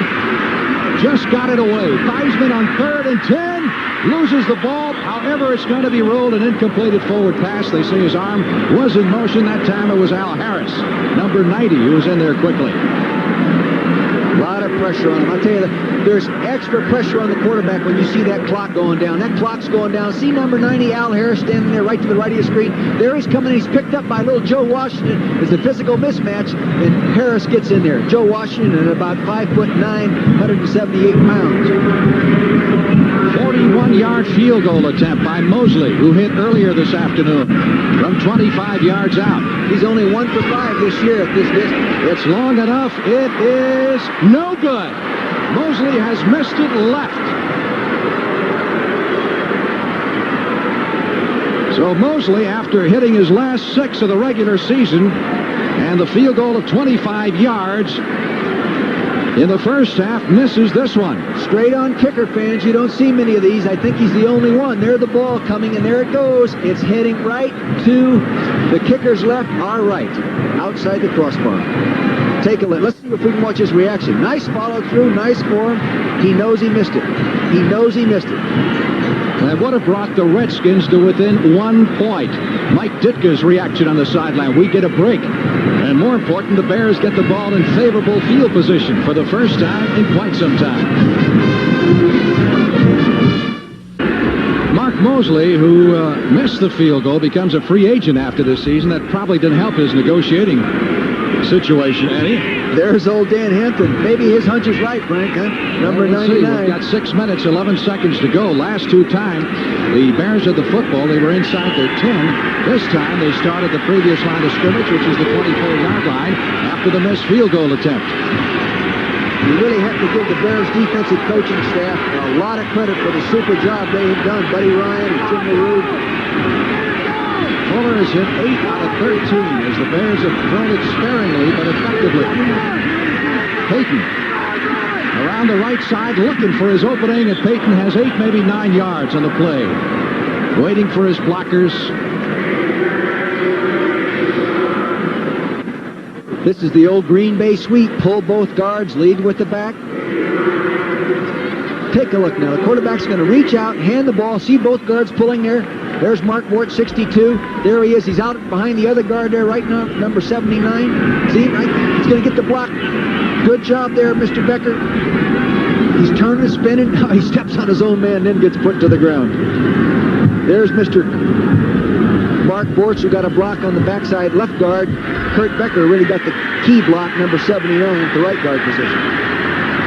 McKinnon, who played at wide receiver earlier, is not in there right now. They've got Brad Anderson. Suey trying to pick up the first down and is contained behind the line of scrimmage at the 32-yard line for a loss of a yard or two on the play. Matt Suey stopped by the Redskin defense. Redskins have been rather remarkable on defense themselves. Only 2 different players that have started all 16 games. Frank, how'd you like to run into this great big Dave Butts? See, now Suey's going to cut back. Now there comes Dave Butts at about 295 pounds, and he's just going to bring him down to the ground. That's it, Matt. Hold on to that football. I would say that Kurt Becker, for the most part, the right guard, has done a pretty good job on Dave Butts today. Third down, about a yard and a half now, needed for the first down for the Bears at their 33. Big play here. Payton driving forward close to the 35-yard line, and it is going to be close for the first. Again, depending on where they spot it, it would appear that the Bears got the first down. Yes. Fred Silva, the referee, indicating first down for the Bears, who would like nothing more than now to work on that clock, which, as you can see, just over 4 minutes left to play in the game, and the Bears nursing a 4-point advantage over the Redskins at 23-19. Mike Ditka, as we said, a protege of Tom Landry. Said he learned a lot of things from Landry, mainly consistency and fairness. He said were the 2 biggest things. Payton almost caught behind the line, and now he is caught trapped behind the line of scrimmage at the 33-yard line as the Redskins kept stringing it out until Ken Coffey, number 48, got to Walter Payton. Frank, that's the old Green Bay sweep as run by Green Bay. Really, the same way they put the fullback, he blocks the defensive end in this case. Green and Galt doing a little shoving, exchanging a few words. I noticed during the ball game that Galt, number 83, was doing a real good job of blocking on the run, and maybe Darrell Green just didn't like that time. Oh, Willie's a little tougher than a lot of people give him credit for. He's one of the toughest track men I've ever seen, you know.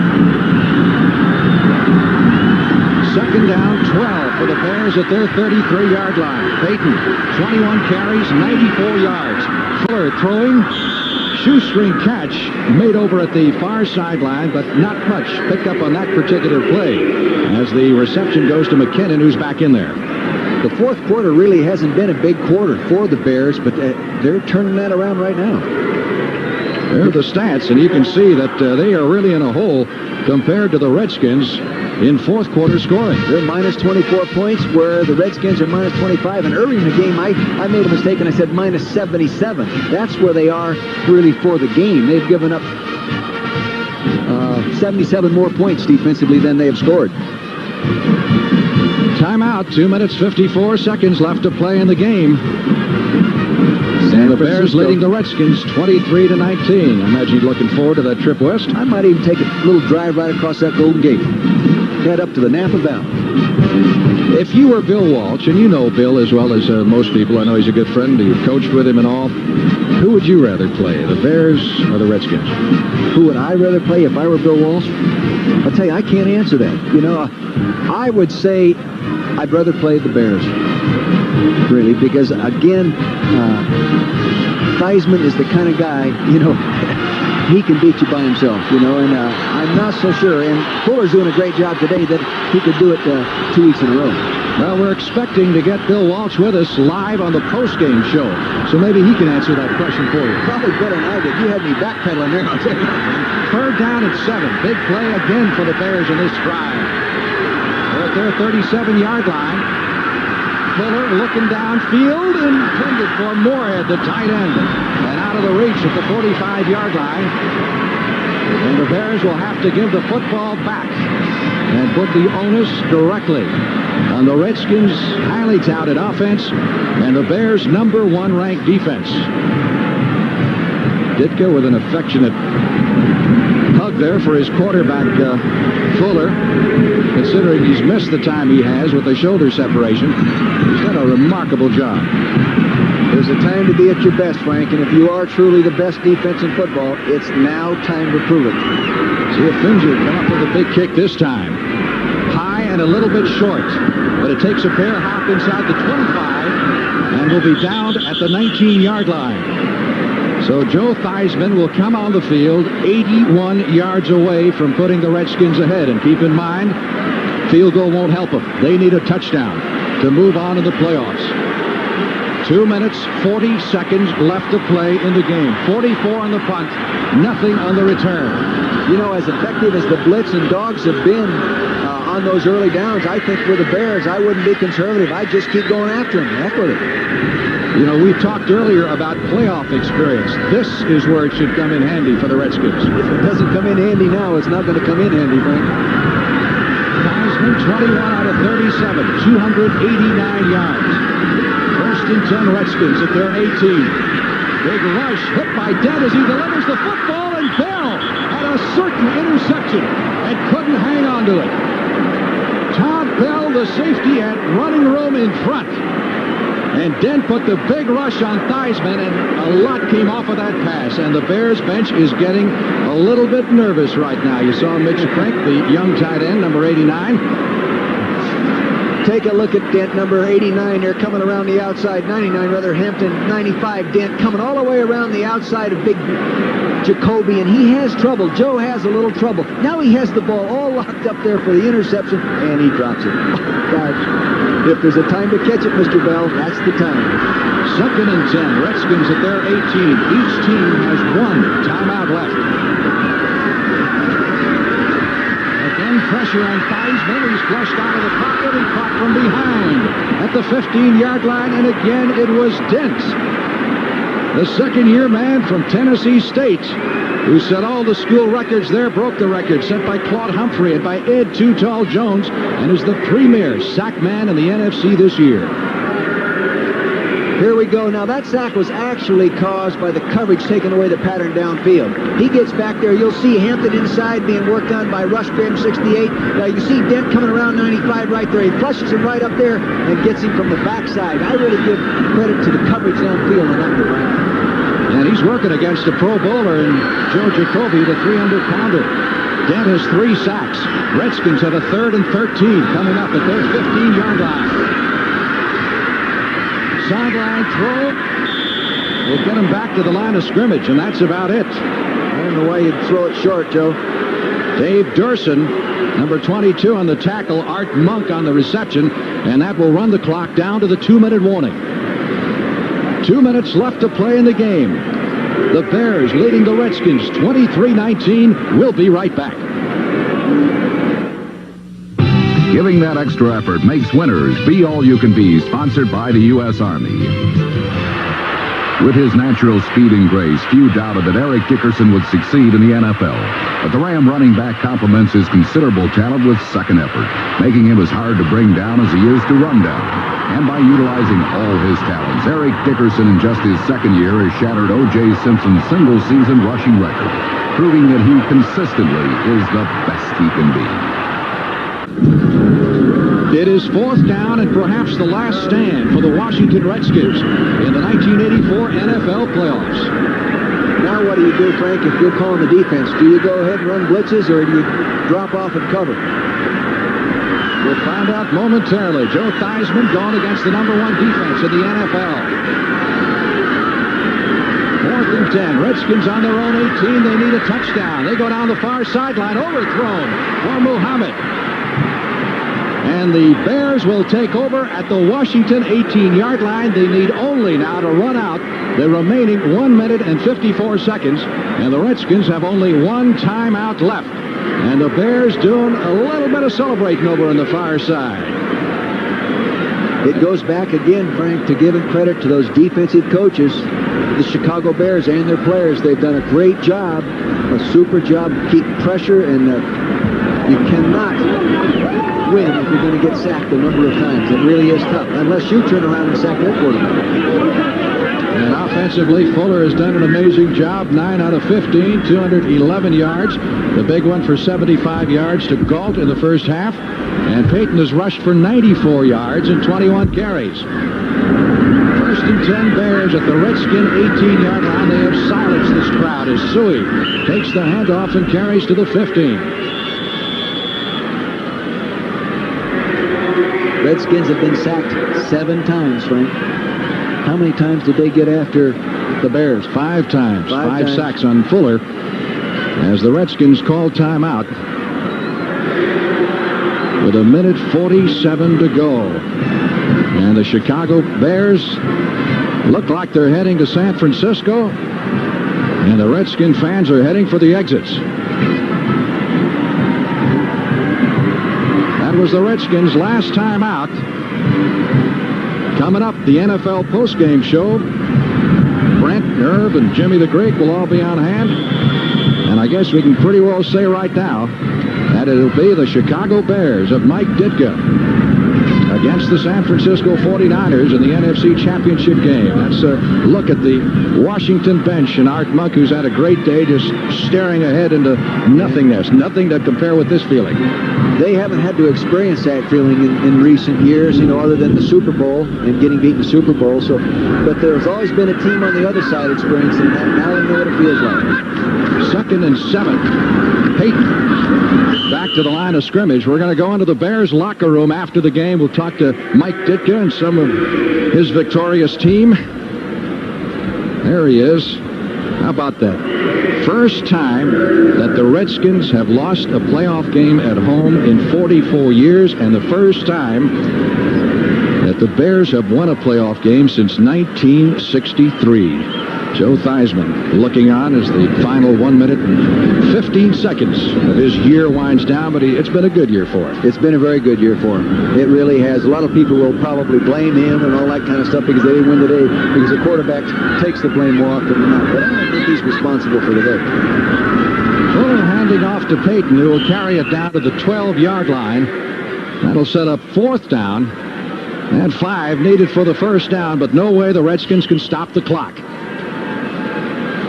Joe Jacoby, who has had his hands full this afternoon with young Richard Dent, perhaps come away with new respect for that young Bear defensive lineman. He had respect for him going into the ballgame. When I talked to him in the locker room on Friday, he knew he was going to have his hands full. Well, the Bear defense against the 49er offense. That should be interesting. It will be. Bill Walsh has always done a great job of attacking the unusual defense. 30-second clock ran down prior to the snap. With 22 seconds left to play in the game, the Bears will be set back 5 yards for delay of game. And Fuller going over to the sidelines for a word with head coach Mike Ditka. Fuller was a tremendous athlete at Clemson University. Great all-sports star. So you look at some members of the Redskin bench. That's Calvin Muhammad, who came over from the Raiders and did such a great job for him during the course of the year. He cost him a 4th-round pick, but Joe Gibbs thinks he has something that will make him great. Jordan, who will leave with a broken collarbone, to doing such a great year this year, filling in for Mark Murphy at the safety position. Now he has 2 pains, the pain of a loss and the pain of a broken shoulder, broken collarbone. Which hurts more? I think the loss. The Bears all pumped up. See the man in the middle there with the gray hair? That's Greg Landry. That's Coach Ed Hughes, the quarterback coach and offensive coordinator, with the game plan in his hand, talking to Mike. When Greg Landry came into the league, Willie Gall told us yesterday he was 8 years old. Yeah. Not Greg, Willie. He saw him walk in the locker room, start putting on a uniform. He said, who the heck is this guy? Had a business suit on, tie, and he said, what are they letting these guys in the locker room for? The gray Somebody hair. said, that's your quarterback. And the next Sunday against Detroit, he found out he was his quarterback because he caught a touchdown pass from him. So all the emotion of seeing your season go down the drain on the Redskins bench as the Bears have really overcome a hurdle here. This Washington crowd and a fine Redskin team. 4th down play. Walter Payton down inside the 10 and looks like he may have the first down at the 9-yard line. Clock still moving with 14 seconds. It is a first down. The Bears don't have to run off another play, and that will put Payton over 100 yards on the afternoon. 106 yards on 24 carries. We got the clock stopped with 8 seconds to go. And the fans are starting to come on the field, and Ditka has come across and already shaking hands with Joe Gibbs. But the officials are saying, wait a minute, we got 8 more seconds to play. And the reason they stopped the clock, the Redskins are out of timeouts, is because apparently a measurement's been demanded by the Redskins. I wonder if Mike's going to have to come across and shake hands again. I doubt it. Joe Gibbs is a great football coach. He's got a lot of class. And, boy, I wish I could explain to the fans the feeling you have as a coach when you've just lost a ball game like this. Hold everything. They did not get the first down, and the Redskins offense is going to get one more play, or how many they can put in 8 seconds. They are 91 yards away from winning this football game. Where's Flutie? Flutie is the guy they need right now. He's in Dallas, getting ready for the Cotton Bowl, which you'll see on CBS Tuesday.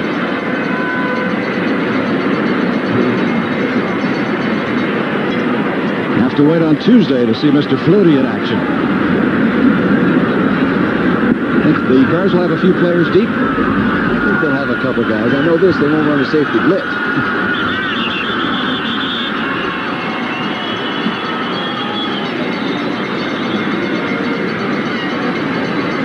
Another official discussion here prior to the snap.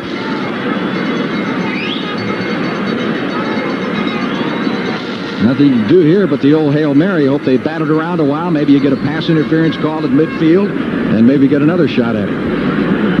Or the pass interference penalty downfield, Frank.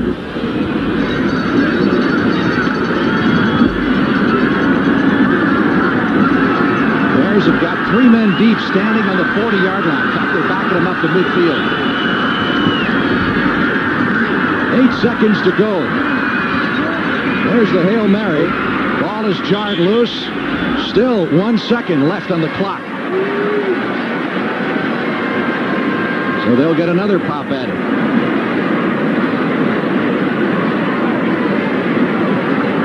This is kind of prolonging the agony, isn't it? It is. And I'll tell you, talk about agony. That was the feeling I was trying to explain to the fans. When you're the head coach and deeply involved in a ball game like this, and you know it's gone, you've lost it, and you can appreciate all the good things that have happened, but right now at this time, they don't mean very much to you. It just tears you apart inside.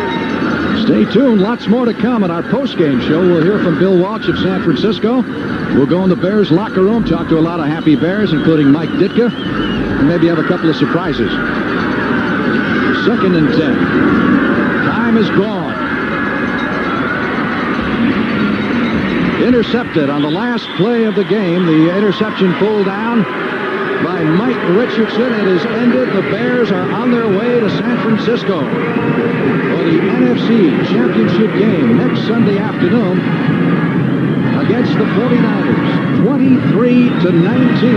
So the strategy didn't work out badly for Mike Ditka, taking the safety. No. Been a great football game. And the Bears come out on top by 4 on the road in Washington. The executive producer of the NFL on CBS, Terry O'Neill.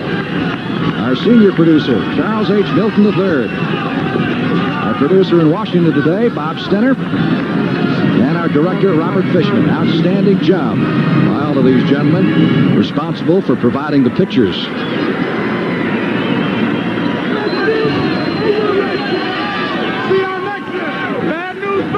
Bears into their locker room. A happy bunch. There's Mike Ditka.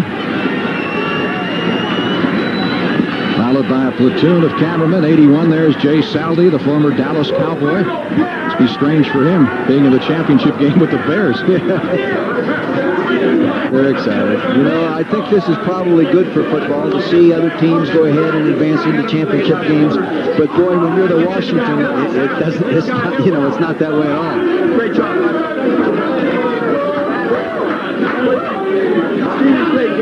Boy, is Mike happy. Oh. That's a great feeling. That's 360 degrees opposite of the other locker room.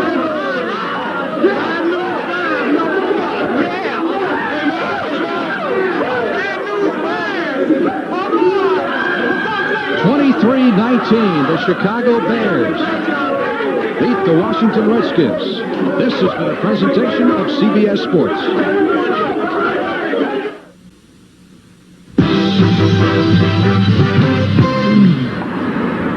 The Chicago Bears upset the Washington Redskins 23-19, and now it will be Chicago and San Francisco for the NFC Championship. The Redskins had closed to within 6 points, Terry, in the third quarter. It was 16-10, and then Steve Fuller, and you called it at the half. You said, Brent, he's doing a pretty good job. He's not making a big mistake. No big mistake. In fact, he's about to come up with a big play, as we'll show you right here. And it was Dennis McKinnon breaking free in the end zone. It was a good job of scrambling. We talked earlier that this guy really does throw well on the run. He gets the coverage back, then he moves up the run, and they come up, and then lo and behold, Dennis McKinnon eases in the corner, pops him with the football. Terry, you were out on the sideline, and you came back and said, Brent, I haven't seen folks hit this hard in a long time. I really haven't. One of the reasons everybody would say, won't you come on inside and get out of the way? I said, I've never witnessed this kind of hitting before, and I really wanted just to stay and get the full impact of it, and I guarantee you it was one of the hardest hitting games I've ever, witnessed. I've played in some, but never witnessed. All right, Terry, we got Irv Cross inside the locker room now, the victorious Chicago Bears. Let's go to Irv. Well, victorious indeed, Brent. Of course, it's a great celebration in here, and the man, of course, is most proud of these Bears is right here, Mike Ditkin. Congratulations, Mike. Well, I appreciate so much. I just can't tell you how proud I am. We talked about it took 49 men. We're not a pretty football team. We just try to be resourceful, and I can't tell you how proud I am of these guys. We set out to do something early, and it worked out for us. One of the resourceful moments in the ball game is when you're elected to take a safety deep into your territory instead of going for the first down under. Tell us about that strategy. Well, I tell you really, I don't know if I was right or wrong, but I felt at that time if we could move the ball out a little bit, they weren't going to score another touchdown on our defense. I knew that we still had a chance to put us ahead by 4 points. Even if they scored a touchdown, 3 points from us would have tied it again. So I thought it was the right thing at the right time. I don't know if it was or not. Well, Mike, you had a lot of players banged up coming in this ball game. How did you come out of it? Well, we probably didn't come out of it any worse. Terry Schmidt's not going to be able to play, but I think we found that Frazier can play. You found that Dewerson can play on defense. And, we got our work cut out. We're going up against the best team in football next week, but that seems the way we played all year. We go up against the best. We just try to do the best we can. All right. Thanks a lot. Congratulations, Mike. Brent, well, stay right here. Stay right here. All right. Go ahead, Brent. All right, Irv, I want Mike to stay close because we do have the victorious Bill Walsh yesterday who directed the San Francisco 49ers to that win over the New York Giants. And I know, Coach Walsh, you have got some words on Mike Ditka's performance today with the Bears, too. Well, great victory. Super effort on both sides. I think it was a great game for the National Football League, and both teams looked awesome. So we've got our work cut out for us. Bill, coming up to this weekend, were you preparing for Mike, and were you thinking that it might be the Bears this weekend rather than next? Well, we knew sooner or later we'd probably play the Bears. They're a great team. They may have the best defense football seen in many, many years. And Mike has done a great job bringing that thing back together. Just a super attitude, and I think it'll be a great game next week. Mike, what do you think about the 49ers now? Well, they're the best team in football. I think what's great about it, is that this is what football should be. And maybe today it wasn't as glamorous as some people would like it, but it was on grass, and it was a way people like to play the game. And I saw a lot of dirty uniforms. I like that. I think the guys really appreciate it today. And we're gonna try to play our best next week. And I hope it is a credit to the National Football League because I love this league. I love everything it stands for. Coach Walsh, I think you're in for a football game the way Mike is talking about next week already. Anybody that plays the Bears is in for a football game, I'll guarantee you. Thank you, Bill. Great year for you. I just can't say enough about your team. Well, we have great regard for you guys. All righty. Bill, thank you very much for being with us this afternoon. We're going to hear from some more of the Bear players when we continue with the post-game show here on CBS in just a moment.